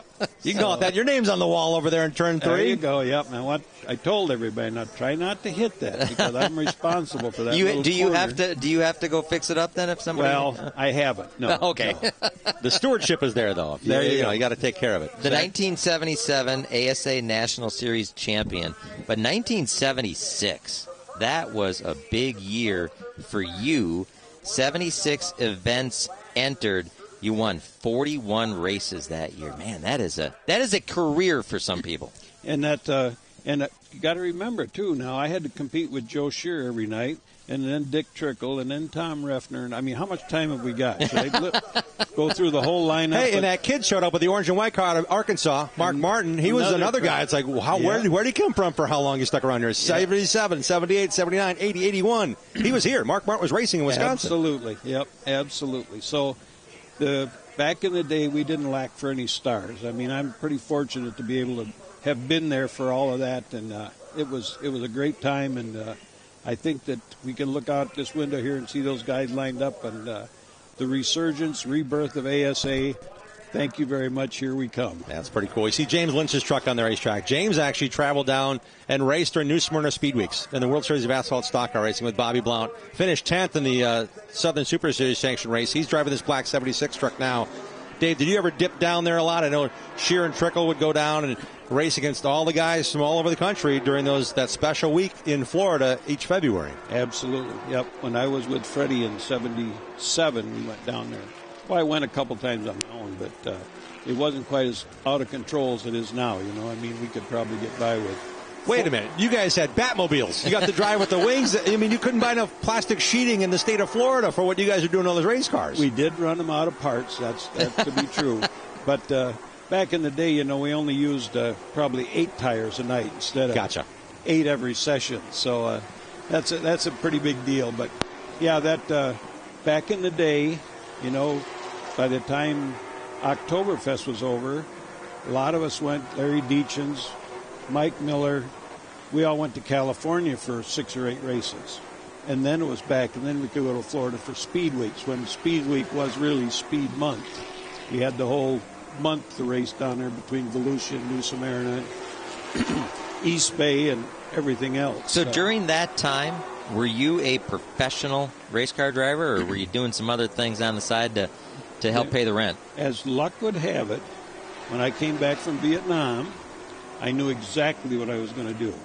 And I had saved all the money that I could muster up in Vietnam and came back, and I'd been helping Joe Shear. I started there in about 63 or 64, and so I had saved all my money. I bought Joe Shear's last year's car. We were in the same garage, shared a garage together, and he mentored me for till 1975. So I was very fortunate. I didn't spend a lot of money on useless stuff, you know. What about this, Joe? This really looks cool. No, we're not. Don't need that. Don't need that, yeah.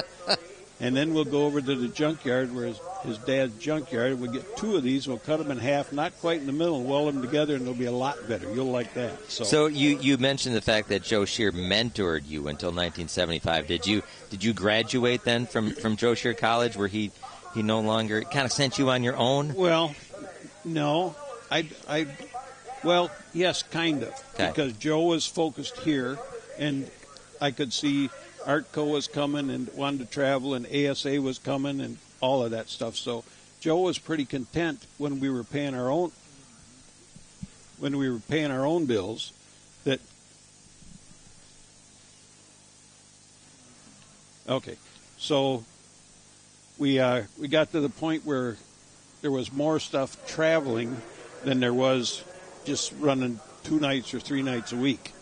So, and that's when we kind of went separate ways. Speaking with Dave Watson here at Madison International Speedway, the 1977 ASA National Tour champion, back here for the Joe Shear Classic. And that, you're speaking of Joe Shear and having him mentor you, he meant so much to short track racing here in the upper Midwest, didn't he? Absolutely, yep.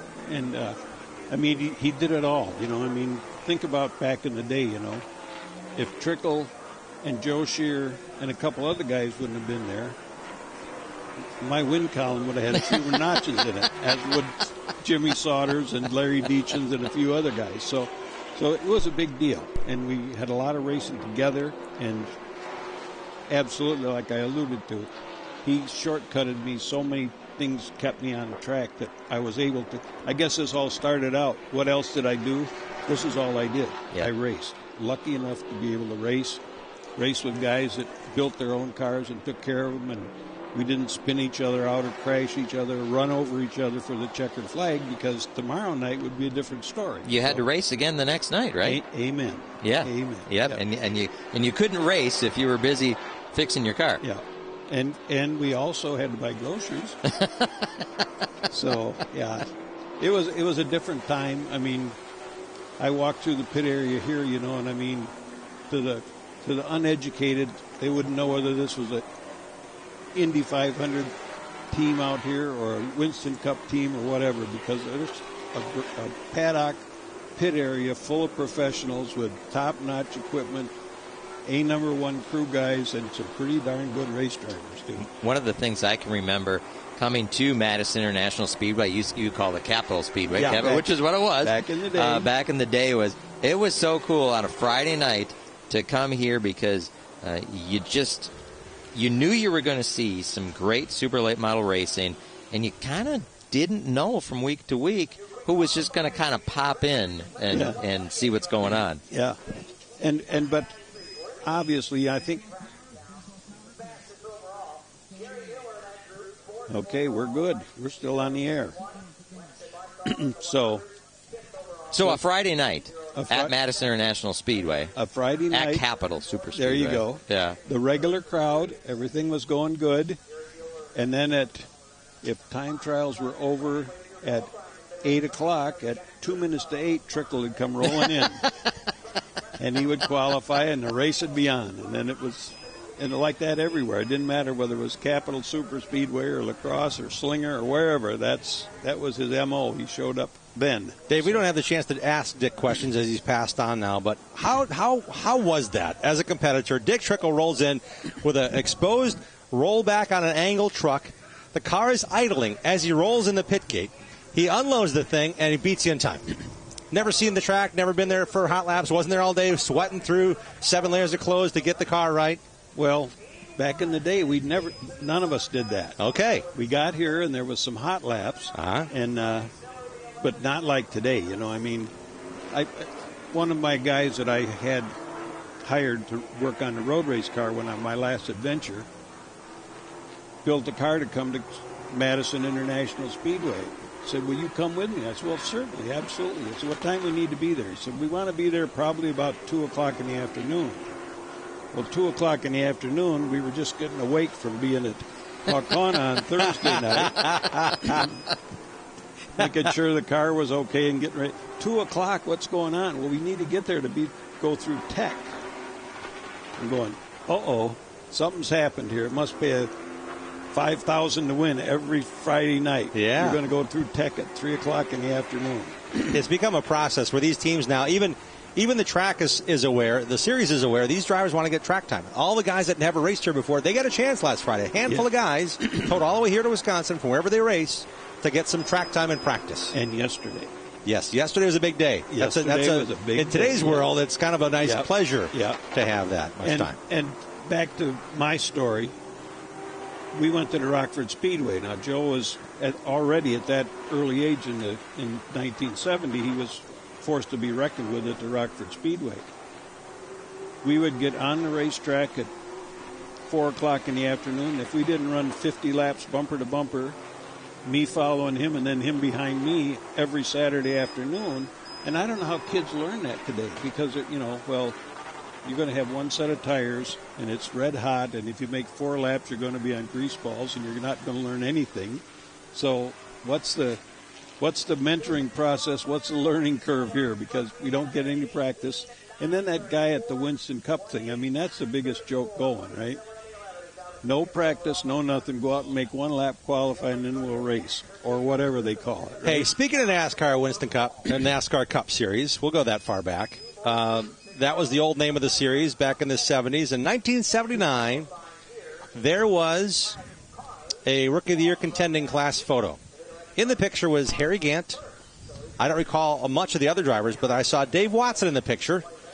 And there was a young mustachioed, long-haired dude named Dale Earnhardt. How much did you guys get to race against each other? Because that picture was taken, I'm guessing, at Daytona, and everybody had everything in line to race for Rookie of the Year. Yep, that's where that picture was taken. And I only raced 5 times, and I was rapidly running out of money. Okay. And then I had that wreck on the pit lane at Atlanta, and that kind of quelled my operation down there. But I was able to race with Earnhardt after the fact when he would come north to race here. Sure. And, we Saturday night appearances or whatever, You were racing your super late model, doing very well here. That's where you came back to. Well, he was a guest guy coming in as a cup driver. Correct. Okay. And so was Harry Gant, and so was Terry Labonte, and yeah. But that, like I said, different times and different whatever. But, you look at them now and they're telling them, well, those guys have to have a break. They need to be able to snowboard. They need to do this.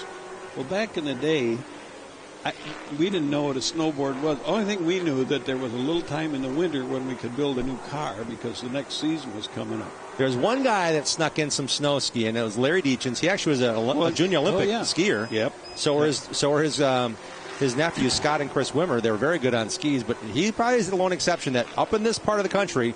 And Dick Trickle even told me, he said, we get a good chance. We're going to sell that car at the end of the year because we're building the next one, and the new one's got to be ready when we go to California or Florida in February. Absolutely. And that's what that sustained us over the winter, too, because if you're doing good, and fortunate enough, I consider myself semi-successful in this business, there was always somebody that was ready to buy my year-old car. Yep.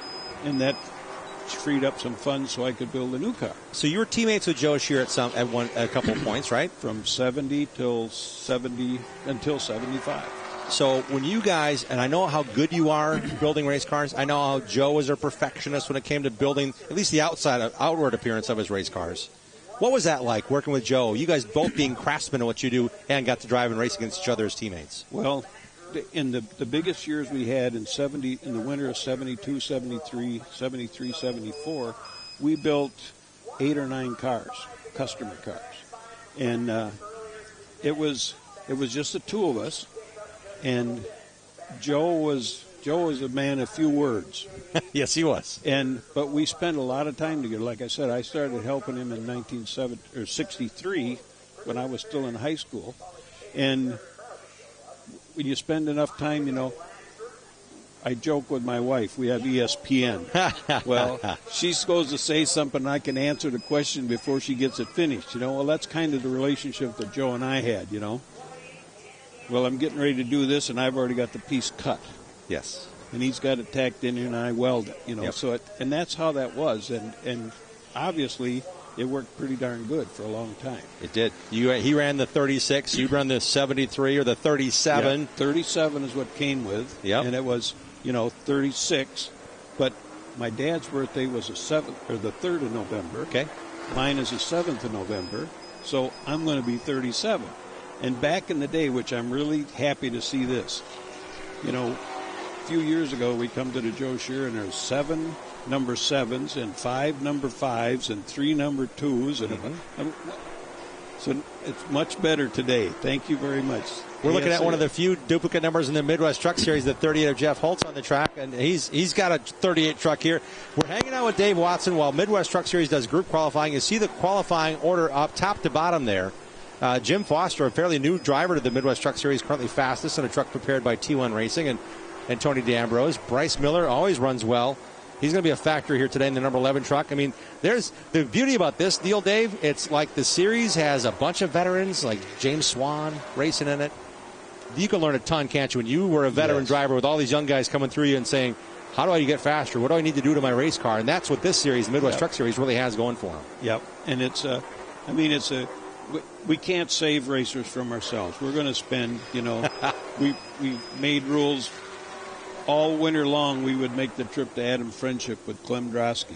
And this year we're not going to have anybody, no blue wheels, because that's what Trickle had. We're going to outlaw the blue wheels. Well, at the end of 3 months, Clem and Trickle and Mike Miller and Refner would say, blue wheels are okay because we've all still got them. We're going to race. So, you can learn a lot from an old guy if you just pay attention. Not because you're sitting next to me, but I've always wondered this, and you're probably the best guy to ask this. Back in the day, tires weren't just the Hoosiers, the 35s, and the 45s. At points in time when you were racing, those tires got really big, and those tires were a lot of different manufacturers. How'd you find the race tires and what you got to race on, and what the fast guys got to race on like you guys? Where'd you find them? Well, it was always a crapshoot because this batch of tires this week, the Firestone might be the best. And then Hoosier was there. We had M&H race tires back in the day, which turned into McCurry's, I think.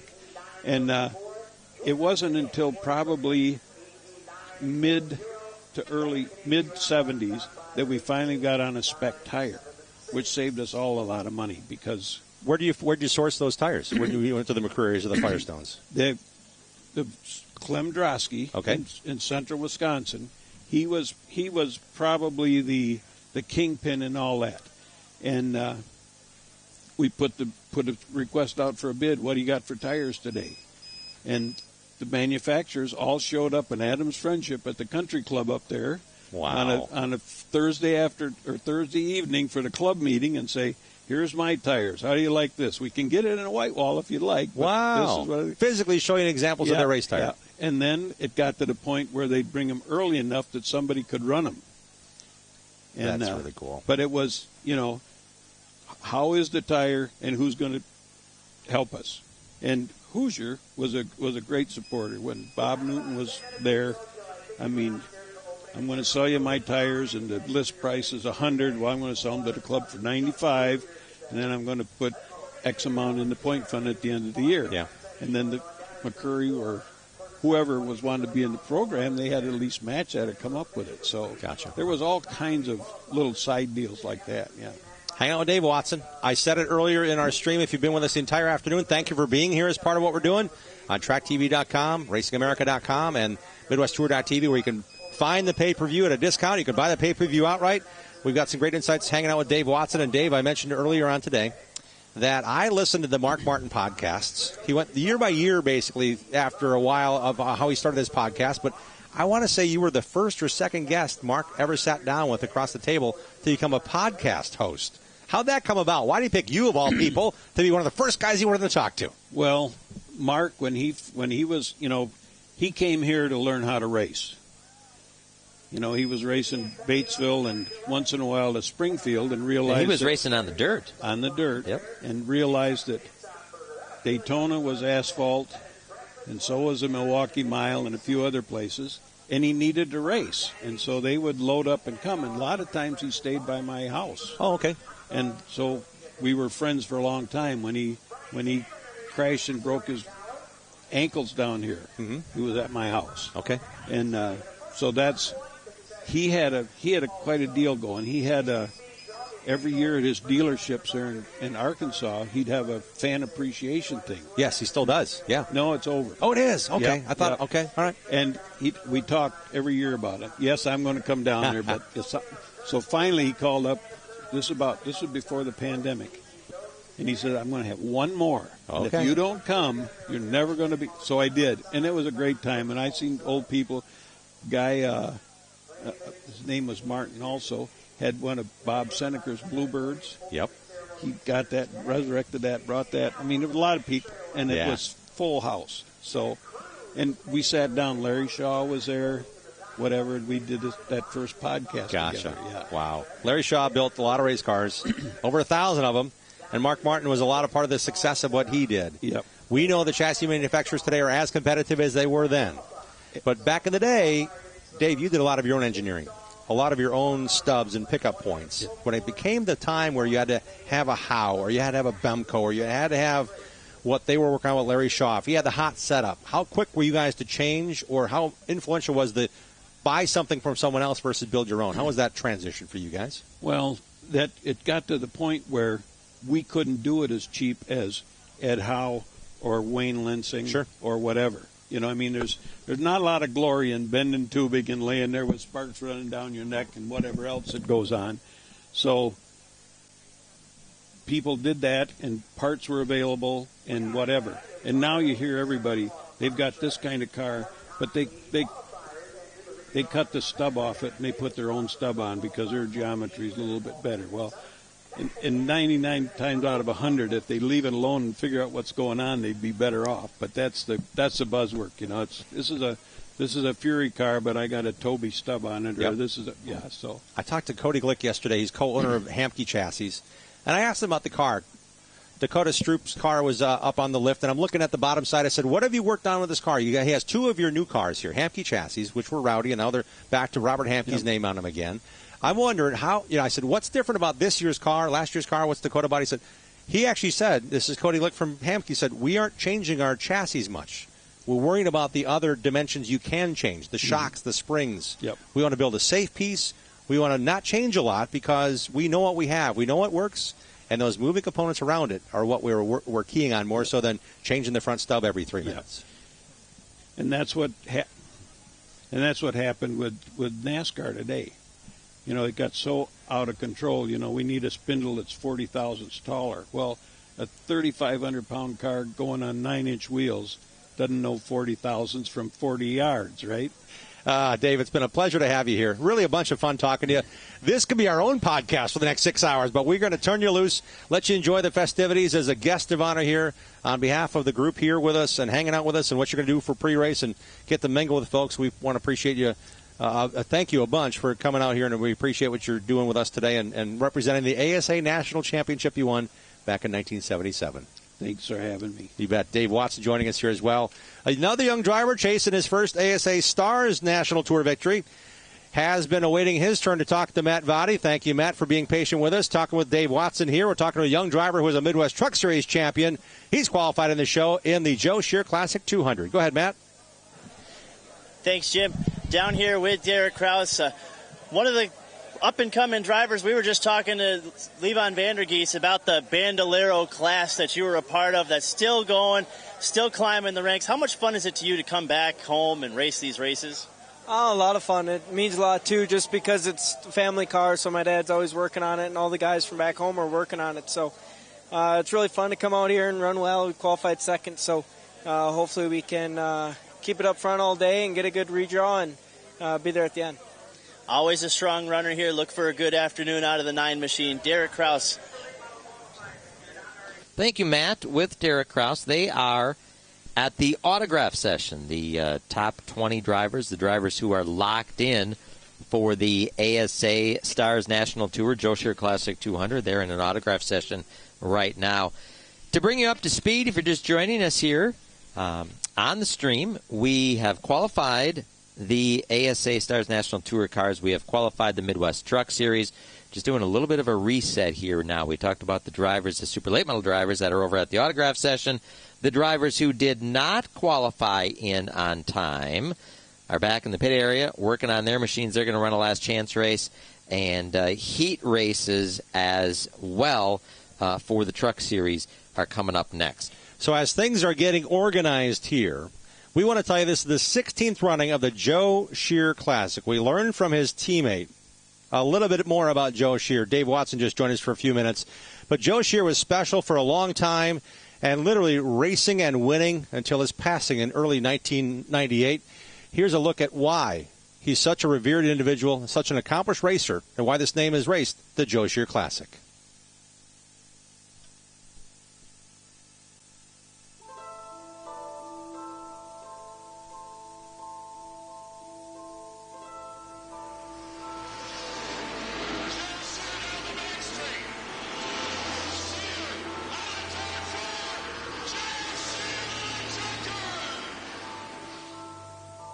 I got pictures with, I got autographs on hats and, notebooks and everything else. And Joe was one of our Artco stars. So really from birth until his passing, he was part of the racing scene in my formative years. I'm not saying it's a lot different now, but, you race, you worked on your own stuff, you fix it. So, I guess the word I'd use is sometimes a little more respect back then, and he was somebody that all of us looked up to, just the way he raced and the way he carried himself. And he was very quiet. If you got him to say 2 words, that was probably big, yeah. Coming up here to Madison, this place itself has a lot of history. And, Joe Shear's name to a marquee race like this, and that's why. That's why. Everybody wants to win. Guys down south, they all hear about Wisconsin, coming to Wisconsin, and Slinger, Kaukauna, Madison, everybody wants to win in Wisconsin at those 3 racetracks. It was Rockford Short Track Nationals, 1997, Joe's last race. He got in a wreck, ended up finishing the race with no front clip on, and won the race.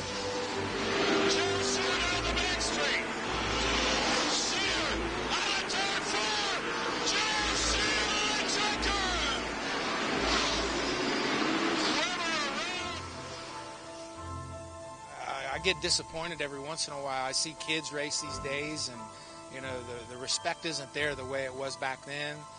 And Joe was definitely one of those drivers that respected his competitors. And on a day that he couldn't win a race, and he was, he had a 2nd or 3rd place car, that's where he was going to be. He wasn't going to knock anybody out of the way to win races. So he was definitely a class act racer.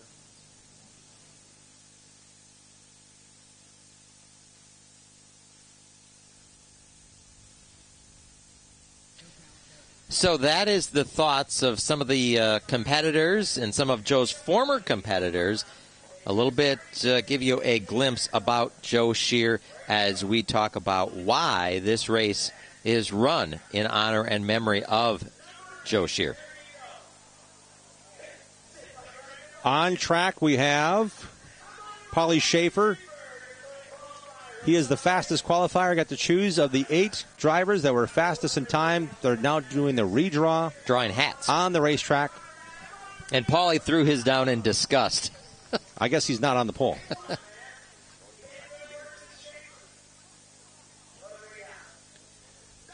All right, Derek Cross gets to choose next. We'll tell you how the top 8 did their redraw. They're determining their starting position right now. We'll tell you how they shake out. The cars will be lined up here on the front stretch. This is the second race of the Stars National Tour under the ASA sanction. It's a 10-race series. It began with much fanfare at the Sunshine State 200 at Five Flags Speedway in Pensacola, Florida, back on March 11th. It was a dramatic race. It was action-packed under the lights in Florida. Let's take a look back at what happened at the inaugural ASA Stars National Tour race. With you. Here we go. ASA is back in racing. We're green.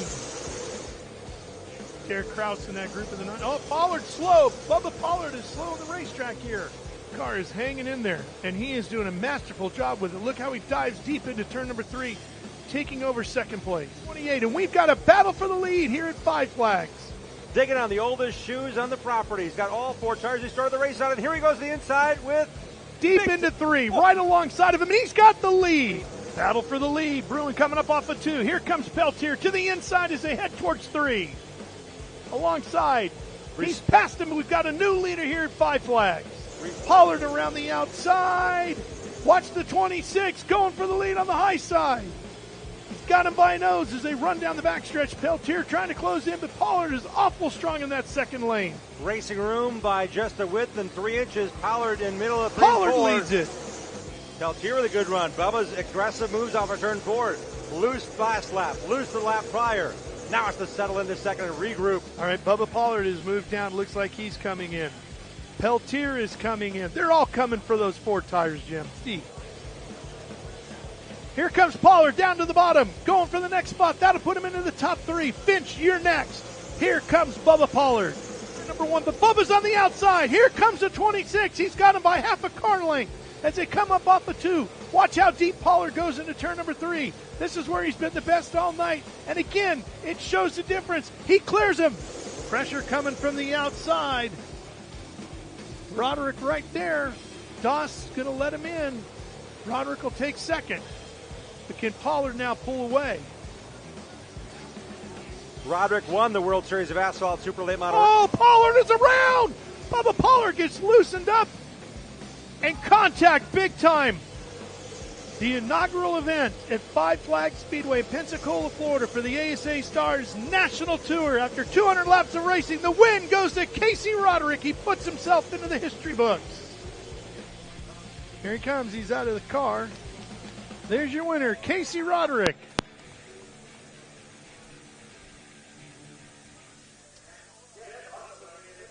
Casey Roderick emerged with the victory. Bubba Pollard went home in disappointment, and they are back here racing in the second race of the ASA Stars National Tour.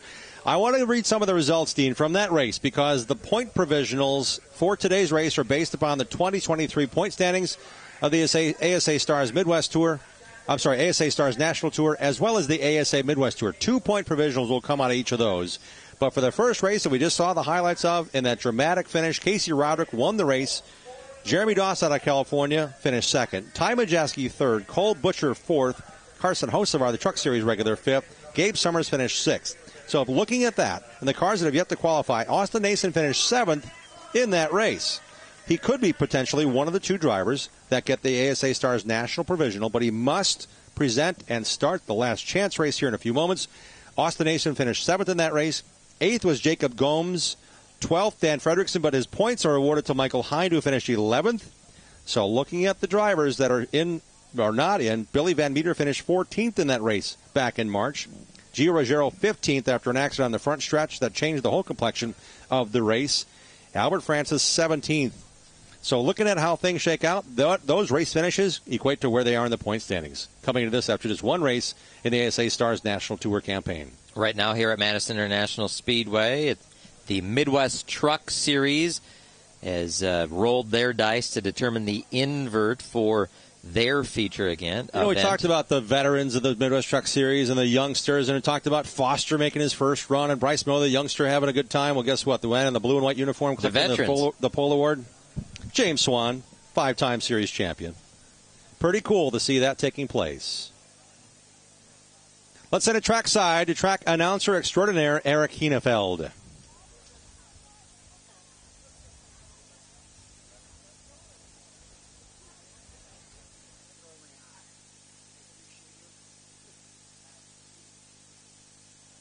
Ladies and gentlemen, at this time, we ask you all to please rise. If you're out in the parking lot or in a concourse area, pit area, we ask you to please stop where you are.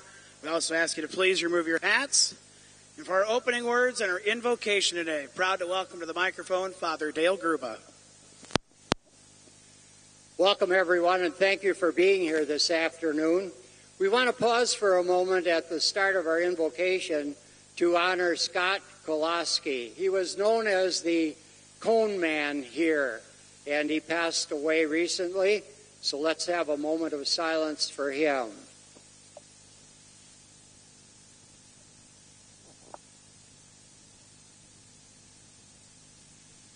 Let us pray. In the course of entertaining us, Joe Shear won more than 30 track and series titles. He was the driver to beat at Rockford, winning 8 national short track championships. Joe was the ARTCO champion in 1986 and 1989. And he won the Slinger Nationals in 1987, 1990, 1991, and 93. And he claimed the World Series of Asphalt Stock Car Racing at New Smyrna twice. Joe left the world a champion. He won 4 of his last 5 races. Only a blown engine at Oktoberfest kept him from making it 5 for 5. Lord, we thank you for true champions that you place in our life. And may Joe rest in peace. Amen. Thank you, Father. Our colors presented today by the Chapter 3 Vietnam veterans from New Glarus. And at this time, we welcome to the microphone for our national anthem, Paula Johnson.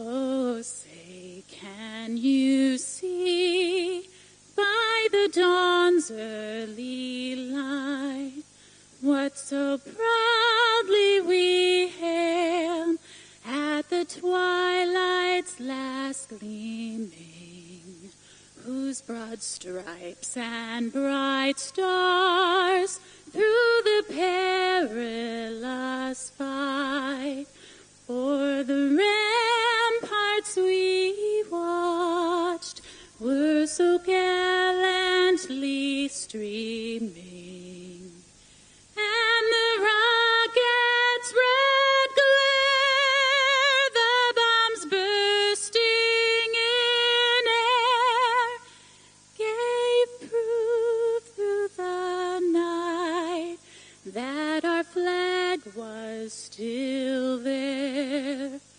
Oh, say does that star-spangled banner yet wave o'er the land of the free and the home of the brave? Pretty cool. Hanging out here on a sunny Sunday afternoon in Wisconsin. Madison, Wisconsin, Wisconsin's fastest half mile. Thank you, Father Dale Gruba, for listing off the great accomplishments of the late, great Joe Shear. He suffered through cancer.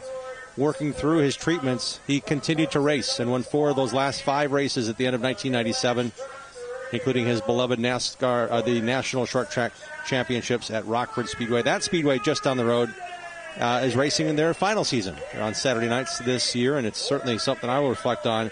Joe Shear, so much a part of the history and fabric of that racetrack and this one, Madison International Speedway. We're straight up I-90 from Rockford area, just in the southern half of Wisconsin, 30 miles south and east of the state capital of Madison. It's Madison International Speedway in Oregon, Wisconsin. The cars are lined up on pit road. The top 20 qualifiers are all in a line. They'll be lined up on echelon style on the front stretch. We'll have that pageantry. You can see a lot of the teams now coming from the turn 2 on and off ramp. Notice how steep the banking is. It's a high-banked half-mile racetrack. They're crawling upon the top edge to then come down as the banking decreases off the backstretch to bring their pit equipment into the inner circle, the Ring of Fire quarter mile.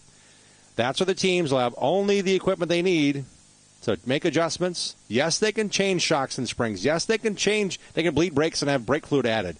Those conditions happen under live pit stops here in a controlled environment during the ASA Stars National Tour. So the teams are bringing their pit boxes down, up to 4 tires in the pits, no more than 4, allowed to be changed throughout the entire 200-lap race here. In 2019, a driver out of Georgia snagged the victory in the Joe Shear Classic. He's gone on to win some big races. He's actually gone on to win a lot of races, but he has yet to win an ASA Stars National Tour race. And it came down to the very last moments of what has been a heated beginning of 2023 between two heavyweights, Casey Roderick and Bubba Pollard. The tempers boiled over after the race, the ASA Stars National Tour race in Pensacola, Florida. But that was not the first incident of those veteran drivers racing hard. Let's now get from their point of view, starting with Casey Roderick, their budding rivalry. You race one person for years, you know, there's going to be times where you have incidents like what happened a few weeks ago. Nothing intentional, just a freak accident. When we race together so long, and you race around people, he's a better race car driver than what he's showing and the decisions he's making, I feel like. I've always had a lot of respect for Bubba. You know, he's accomplished a lot in his racing career. And, you know, as far as mine and his relationship, at one time I thought was you know, pretty good. Like, you got enough talent, your race cars are fast enough, just go race and have respect for other people. And that's where I kind of, you know, lost a little respect for him, is he don't have to do those things. As far as my driving style goes, I've been the same since I started racing. I go out there, I've never had, you know, just everything at my disposal at all, you know, at all times my whole life. It's never been that way. I've had to race, you know, the way my dad taught me to race, you know, race hard but clean, and don't do anything you don't want done to you. He doesn't have to do some of the things he's done, passing people or racing people, to win races or run up front. But it's not my job to please everybody. I'm out here to do one thing, and that's to win races. That's what I was hired to do, and that's what I'm going to do. Just be smart, better decision making, I think, and the way you race Nashville, lap down, and race the leaders, I mean, that's no respect for any of the racers, so why should we have respect for you? Because if he don't have respect for us, I'm not going to have none for him, so I'm going to make his life hard as I can, tough as I can, and, you know, sometimes it's not your day, and you just got to realize that. I'm not changing my style for him. I race people how I want to be raced, you know, and I try. We all make mistakes. I mean, I make mistakes. I screw up. I'm going to screw up today probably or tomorrow. You know, it's just part of it. You just got to own up to it. I think that's what makes short track racing good and entertainment for the people watching.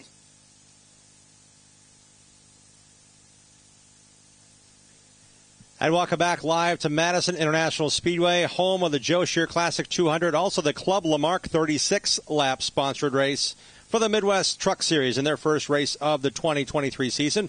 6 times they'll join the ASA Midwest Tour in 2023. The trucks are awaiting their chance to come on the racetrack. We talk about the cars and teams now assembling their pits equipment. The first 20 pit stalls are assigned by how these cars qualified, 1st through 20th in the infield. Outside the racetrack, overlooking the pit grandstands from the front stretch down into the pit area, those are the Truck Series trucks waiting to get on the racetrack. That Truck Series produced Luke Fenhaus and Derek Kraus as champions in their series before moving on. When it comes to high-level motorsports, right now, Super Late Model Racing, if you're in a Donnie Wilson racing piece, you've got a good chance to win a bunch of races. William Byron proved that last year. Sammy Smith proved that last year. A lot of drivers are still proving it this year. 2 full-timers in the ASA Stars Midwest Tour are here this weekend again to go after the championship for Donnie Wilson Racing. Gio Ruggiero and Cole Butcher, who are here for the very first ASA Stars National Tour race, but here for the first time at Madison. Let's find out more about their team, their effort, their makeup, and now their soon to be dominant runs in 2022 into 2023. Starting with Cole Butcher. These guys work their butts off, you know. Every day, we're there from 7 till 8 or 9 at night, if not later. So, you know, we got a great group of guys. They all want to win. They all have big hearts. So that's what separates us between the rest of the field. We got a great group of drivers. Well, you got Bond, you got Dennis, you have Will, and the rest of the crew. So they're all very intelligent people. They all know how to win races, and they've all done it before. Just think the environment, you know, we have at our place promotes good people. And, you know, obviously when you run good, that helps too, you know. So, you know, if we can keep doing that, you know, it'll be good. I mean, it's a ton of logistics. We've got a lot of resources, but with a lot of resources comes a lot of upkeep. You know, if we've got 7, 8, 9, 10 cars, and we want to make one change, we got to make it to all 7, 8, 9, 10 cars, right? So there's a lot of moving pieces all the time, engines, chassis, just it's a lot of volume, and it's not as easy as, you know, the 2 men in a garage type thing. You know, we got one everything, and that gets, you know, easier to keep up with. So that's probably the biggest thing, is the bandwidth to make sure we can touch every car the same way. You know, I would say, you know, this is our first time here, or at least mine, and both drivers and stuff. You know, so I think, you know, our goal obviously is to run top 10, you know, and then, you know, if we can, you know, like I always say every race, if you can be in the top 5 at the end of the race, you got a chance to win a race. So, you know, that's the goal every race we go to. So that's just how we're going to play it.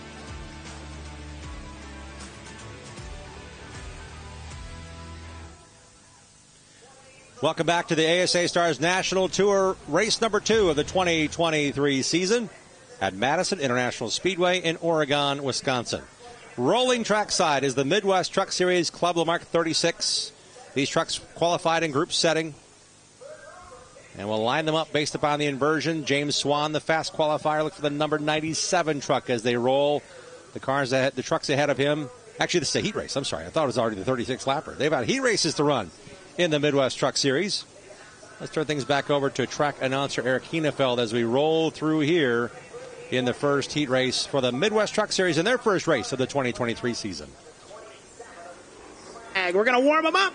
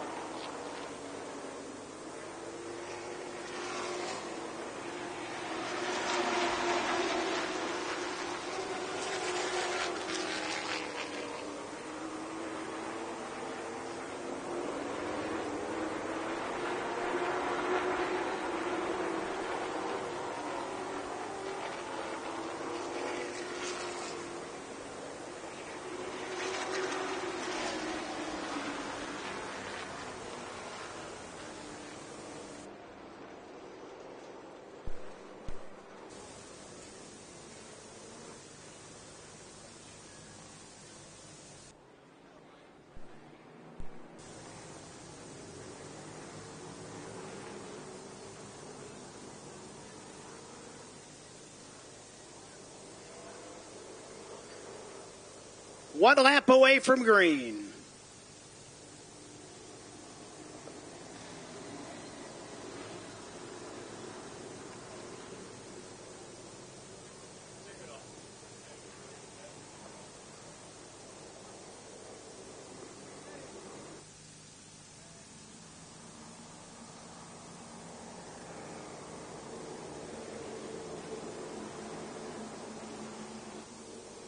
We are ready to go with the Midwest Trucks.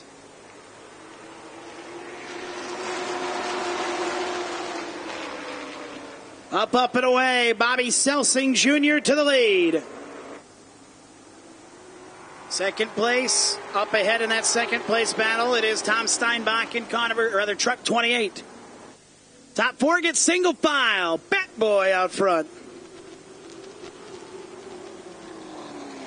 Here comes a 5, up into 5th spot, Mike Reichenberger. And he gets a challenge back to the outside from Kevin Berg of the 51. Second place, Hankey closing up on the tailgate of Steinbach out of turn 4. 2 laps complete, 6 laps to go. Cody Vanderloop looking for 3rd. Here's Berg on the outside, that 51 doing a heck of a job. Kevin Berg in the second groove looking to make it happen. Bringing Reichenberger along in the 5.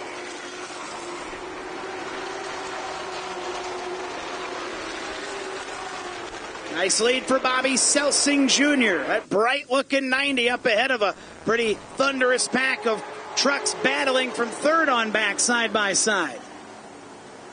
Reichenberger alone in 5th, the side-by-side, at least for an instant, for 3rd. Berg slid way up the hill in turn 4, trying to hold on to the outside for the 3rd spot. Him and Hankey come together in a 1. Berg to 3rd, Reichenberger up high into 4th and the 5. And Mike Reichenberger tries to get to the inside of Kevin Berg. Rolling down, around goes Hankey. And a caution's out. Yellow flag flies in the first of 3 heats for the Midwest Trucks as we are halfway through.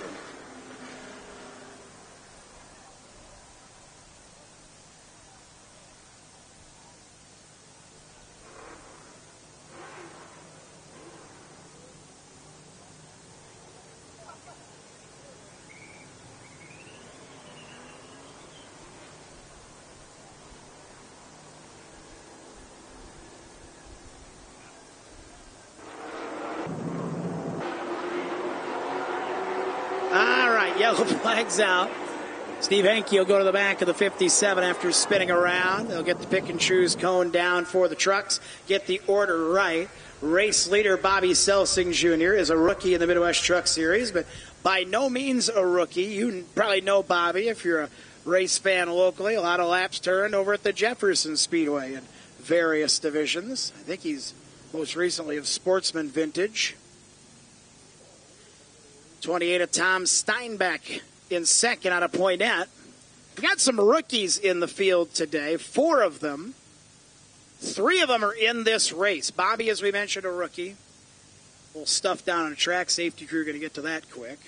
44 Parker Kane from the Upper Peninsula of Michigan, a rookie.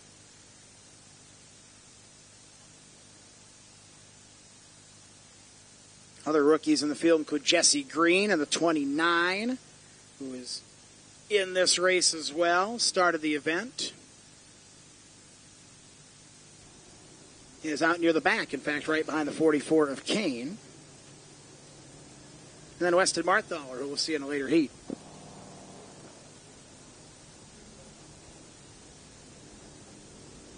Your attention, please. We have Ashley Berry at the ticket office. Ashley is looking for her mom, which tells me we have a lost parent. Ashley Berry is at the ticket gate looking for mom. We're talking about hydration, by the way. They're selling bottles of water for $1 near the main gate. If you need some water, express water, so to speak, $1 at the main gate.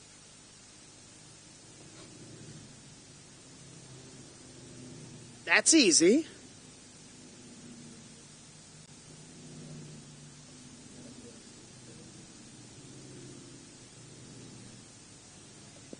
All right, so safety crew, and I guess when they all got together in turn 3, probably kicked some stuff up and all that. Getting everything taken care of. 50-50, they tell me, is $1,300 and going up now, I believe. Get your 50-50 raffle tickets. Support the Knights of Columbus youth programs in the Madison area.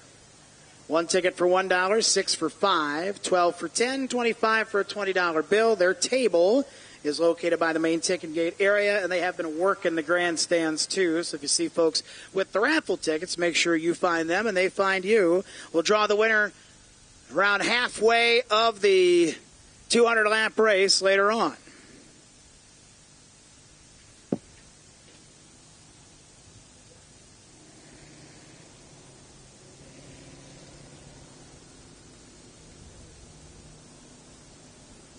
Safety crew is free and clear at turn 3.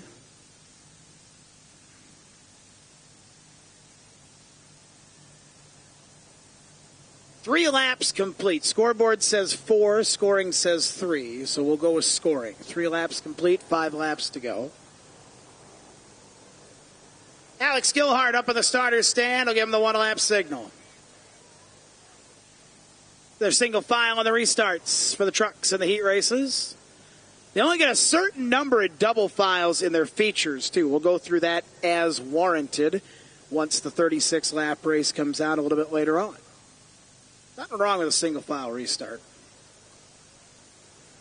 If you're fast, you're going to find your way to the front. All right, here we go. Selsing, Steinbach, Berg, Vanderloop, Reichenberger, the top 5. 5 to go. Scoreboard's right. We're counting the other way. Here we go.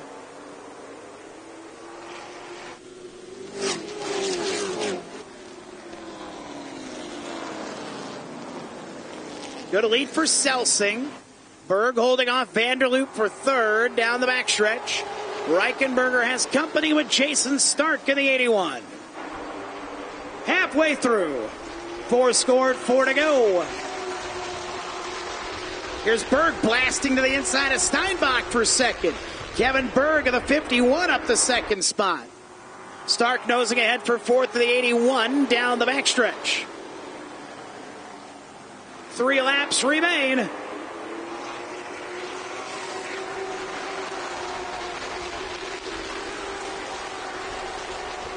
Stark goes to third. Falling back is Steinbach in the 28. Reichenberger, into the wall goes Kane. Ran out of room. Vanderloop switched lanes and put Parker Kane in the wall. Didn't mean to. That's just what happened. Kane pulls up lame and will probably draw a yellow flag. That's a rookie getting in a tight spot at high speeds off of turn 2.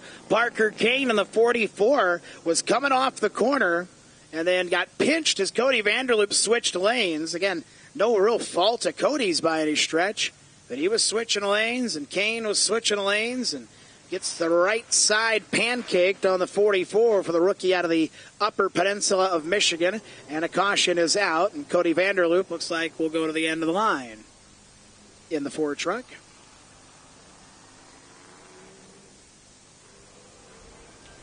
On the big board, you'll see the replay, and on the pay-per-view watching along with us, yeah, boy, Vanderloop just went directly right, and Parker Kane was right there. Kane kissed the wall. You can see the mark on the wall right under the Dave's White Rock billboard on the backstretch. That's where the 44 connected with the concrete.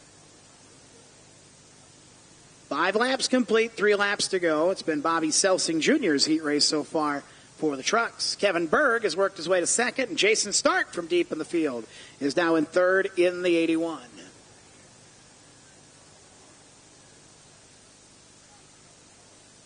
One lap signal. We'll try to finish it this time with 3 laps to go.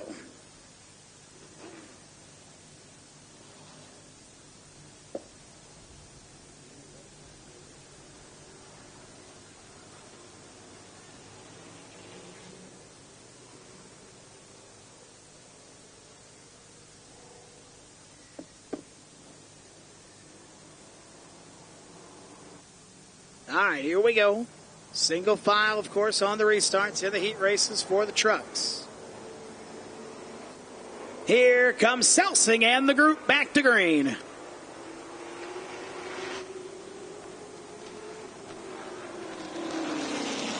Berg's going to take a look for the lead down to the inside of turn number 2. Selsing takes it back. Second, third, and fourth. Congo around. Stark to the outside of the 81, looking for the runner-up spot. Jason Stark springs into second on the outside. Berg battles back to the bottom. 2 laps to go. Reichenberger got it going, trying to get into the top 3 in that 5. White flag coming this time by. Going to be 1 lap to go for Bobby Selsing Jr. Had a little trouble in the middle, 3 and 4. Here comes the cavalry. 1 lap to go. Top 4 pretty tight. Out of turn 2. Selsing holds it low. If he slips, they're going to be there. Side by side yet for second. Stark up high, Berg down low. Out of 4, Stark's got a run up high. Can he get there? No, it'll be Selsing. Danny Albane goes 5th in the 28. 4th spot to the 5 of Mike Reichenberger. 3rd position to Kevin Berg in 51. Runner-up just half a truck length short. Got to get those descriptors right. Jason Stark in the 81, 2nd spot, and your winner of the first of 3 heats for the Midwest Truck Series here this afternoon at Madison International Speedway in the 90 truck. Make his way down in front of you now from Fort Atkinson. How about it for Bobby Selsing Jr.? Welcome back into our live coverage at Madison International Speedway. Midwest Truck Series has run their first heat race. As we continue with our Truck Series activities, we'd like to say there's a couple of racers from the Wisconsin area that have gone on to win a bunch of races in the ASA National Tour. The original ASA National Tour started in 1968 at Sunshine Speedway, I think it was called, in Anderson, Indiana, now Anderson Speedway. It then became a national tour in 1973. Dave Sorg was the first champion. We just talked to 1977 ASA champion, Dave Watson. We got a guy sitting with us now who is from Green Bay, Wisconsin, that had a lot of success in Wisconsin tracks and then went on to win a bunch of ASA national races. Scott Hanson joining us. Scott, welcome back to Wisconsin. Welcome back to this wonderful weather and another big race at Madison. Thanks, Jimmy. Dean, thanks for having me out here. It's great to have you here. I know I've watched you race here. I've watched you win races here. What's the first reaction when you walked through the gate and saw all these cars in the parking lot and the pit stalls were just jam-packed? Boy, I'll tell you what, the pits are packed. The hill is packed. What a fabulous, fabulous day. I'd like to think I brought this great weather back from Arizona with me. We'll give you credit. Yeah, okay, I'll take it. We'll give you credit. I take credit when I can get it. The quality, and there we get a look at it, the fans on the hill. Yeah. But when you take a walk through the pit area, the quality of the racers and the machines, it's amazing, isn't it? It reminds me of back in the old ASA Artco All-Pro era when you pulled in the gate, there were 40 guys that could win that. And when you look at this field that's here, the names and the cars, there's 40 guys that can probably win this deal again. And Scott, you raced, and this is a very good point you bring up about the best of the best racing here. You raced upwards of 70 or 80 races a year with All-Pro, with Southwest Tour, with Artco, with NASCAR Elite Series, and ASA was a 20-race schedule, but you raced a bunch with the same team, the same bunch of guys in Super Lates and ASA We cars. did. We would do the best we could with Jerry Gunderman, Terry Baker, Donnie Panetti. Jeff Victor was a huge role in it. And we would just travel. We would chase these money races, these big races. And fortunately, I had great people behind me because, as we all know, you don't do it alone. And a lot of success. I think 93-ish, 95, we ran 75, 79 races, and I think we won 27 or 29 of them. Two of those in 1993 were here at Madison International Speedway, ASA National Race, and a Super Late Model Race in the same afternoon. Yep. Yeah, it was 300 laps and a 200 laps or something crazy like that? Well, we were hydration level was really good back in those days. You mean Saturday night or Sunday during the race? Probably during the race. Oh, okay. No, we had so much fun back in those days, and just got it done. Do what we had to do, and it was my living, to be honest with you, back then. So, yeah, you wanted to race a lot, didn't you? You bet. I had Howie Leto, the greatest crew chief ever for short track racing. I took him down to Jerry Gunderman from Baker's. At Baker's, we ran a lot, 50 races, but he didn't want to do that many. When he was by Baker, it was the right amount. I took him to Jerry, and I said, "This is the only way I make a living, bud. We gotta go." So we brought it up to 60, 70 races, and just had a blast. One of the crew chiefs that's in the pit area for the ASA Stars National event, one of the top runners, Ty Majeski's crew chief, Toby Noodleman, and I had a chance to talk to Toby today, and it was really a nice visit because it was so casual and so laid back. I don't get a chance to see him like that often, but I know you've been around Toby a lot over the years. If you race for him, you don't see him like that very often. I believe it was 94. No, it was later than that. It was 99. He had the Scalzo black. It might have been the black Rice Lake Motorsports. Rice Lake Motorsports, something like that. And I was down by Schrader's race in the truck series. And we got together somehow, some way, and he said, "Let's do the Dixieland 250 and the what's the Memorial 150 up there that they had." And I said, "Okay, great." Well, we ran a Thursday night show before that, and horrible does not describe how we ran. That was the weekly night show. The weekly night show, and I said, "Toby, I'm sorry. Here's the steering wheel. Should I keep it? Because this is the only thing I want brought back for this car." I was pretty good at Kekon. I'm not 5-time track champion. Yeah, I'm not patting myself on the back, but I got it done there. And he went home and he worked. He pulled the motor out. I don't know who he all had helping him back then, but we came back and we spanked him in the 150, and then in the fall in the 250, Kenny Schrader, Michael Waltrip, Kenny Wallace, I got to fly back with him then. They all raced with you that night. Raced with me that night. In the super lates. And none of them would talk to me. They're like, how? I mean, those were good racers back then, and we just spanked them all, and it was one of the happiest years of short track racing, even though I won a ton more, but Toby's got it going. We're hanging out with Scott Hanson, reliving some of the great moments he's had. We'd like to remind you can watch live or on demand, buy the pay-per-view, log on to tracktv.com. You need to go there now. We're going to end our live look-in during this heat race. We're going to chat with Scott Hanson. We're going to continue all of our coverage. Don't miss a second of it. Watch live or on demand. Log on right now to tracktv.com and get involved with the pay-per-view.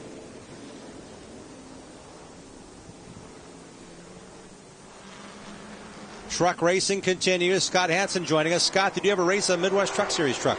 I ran 3 of them. I won one at La Crosse.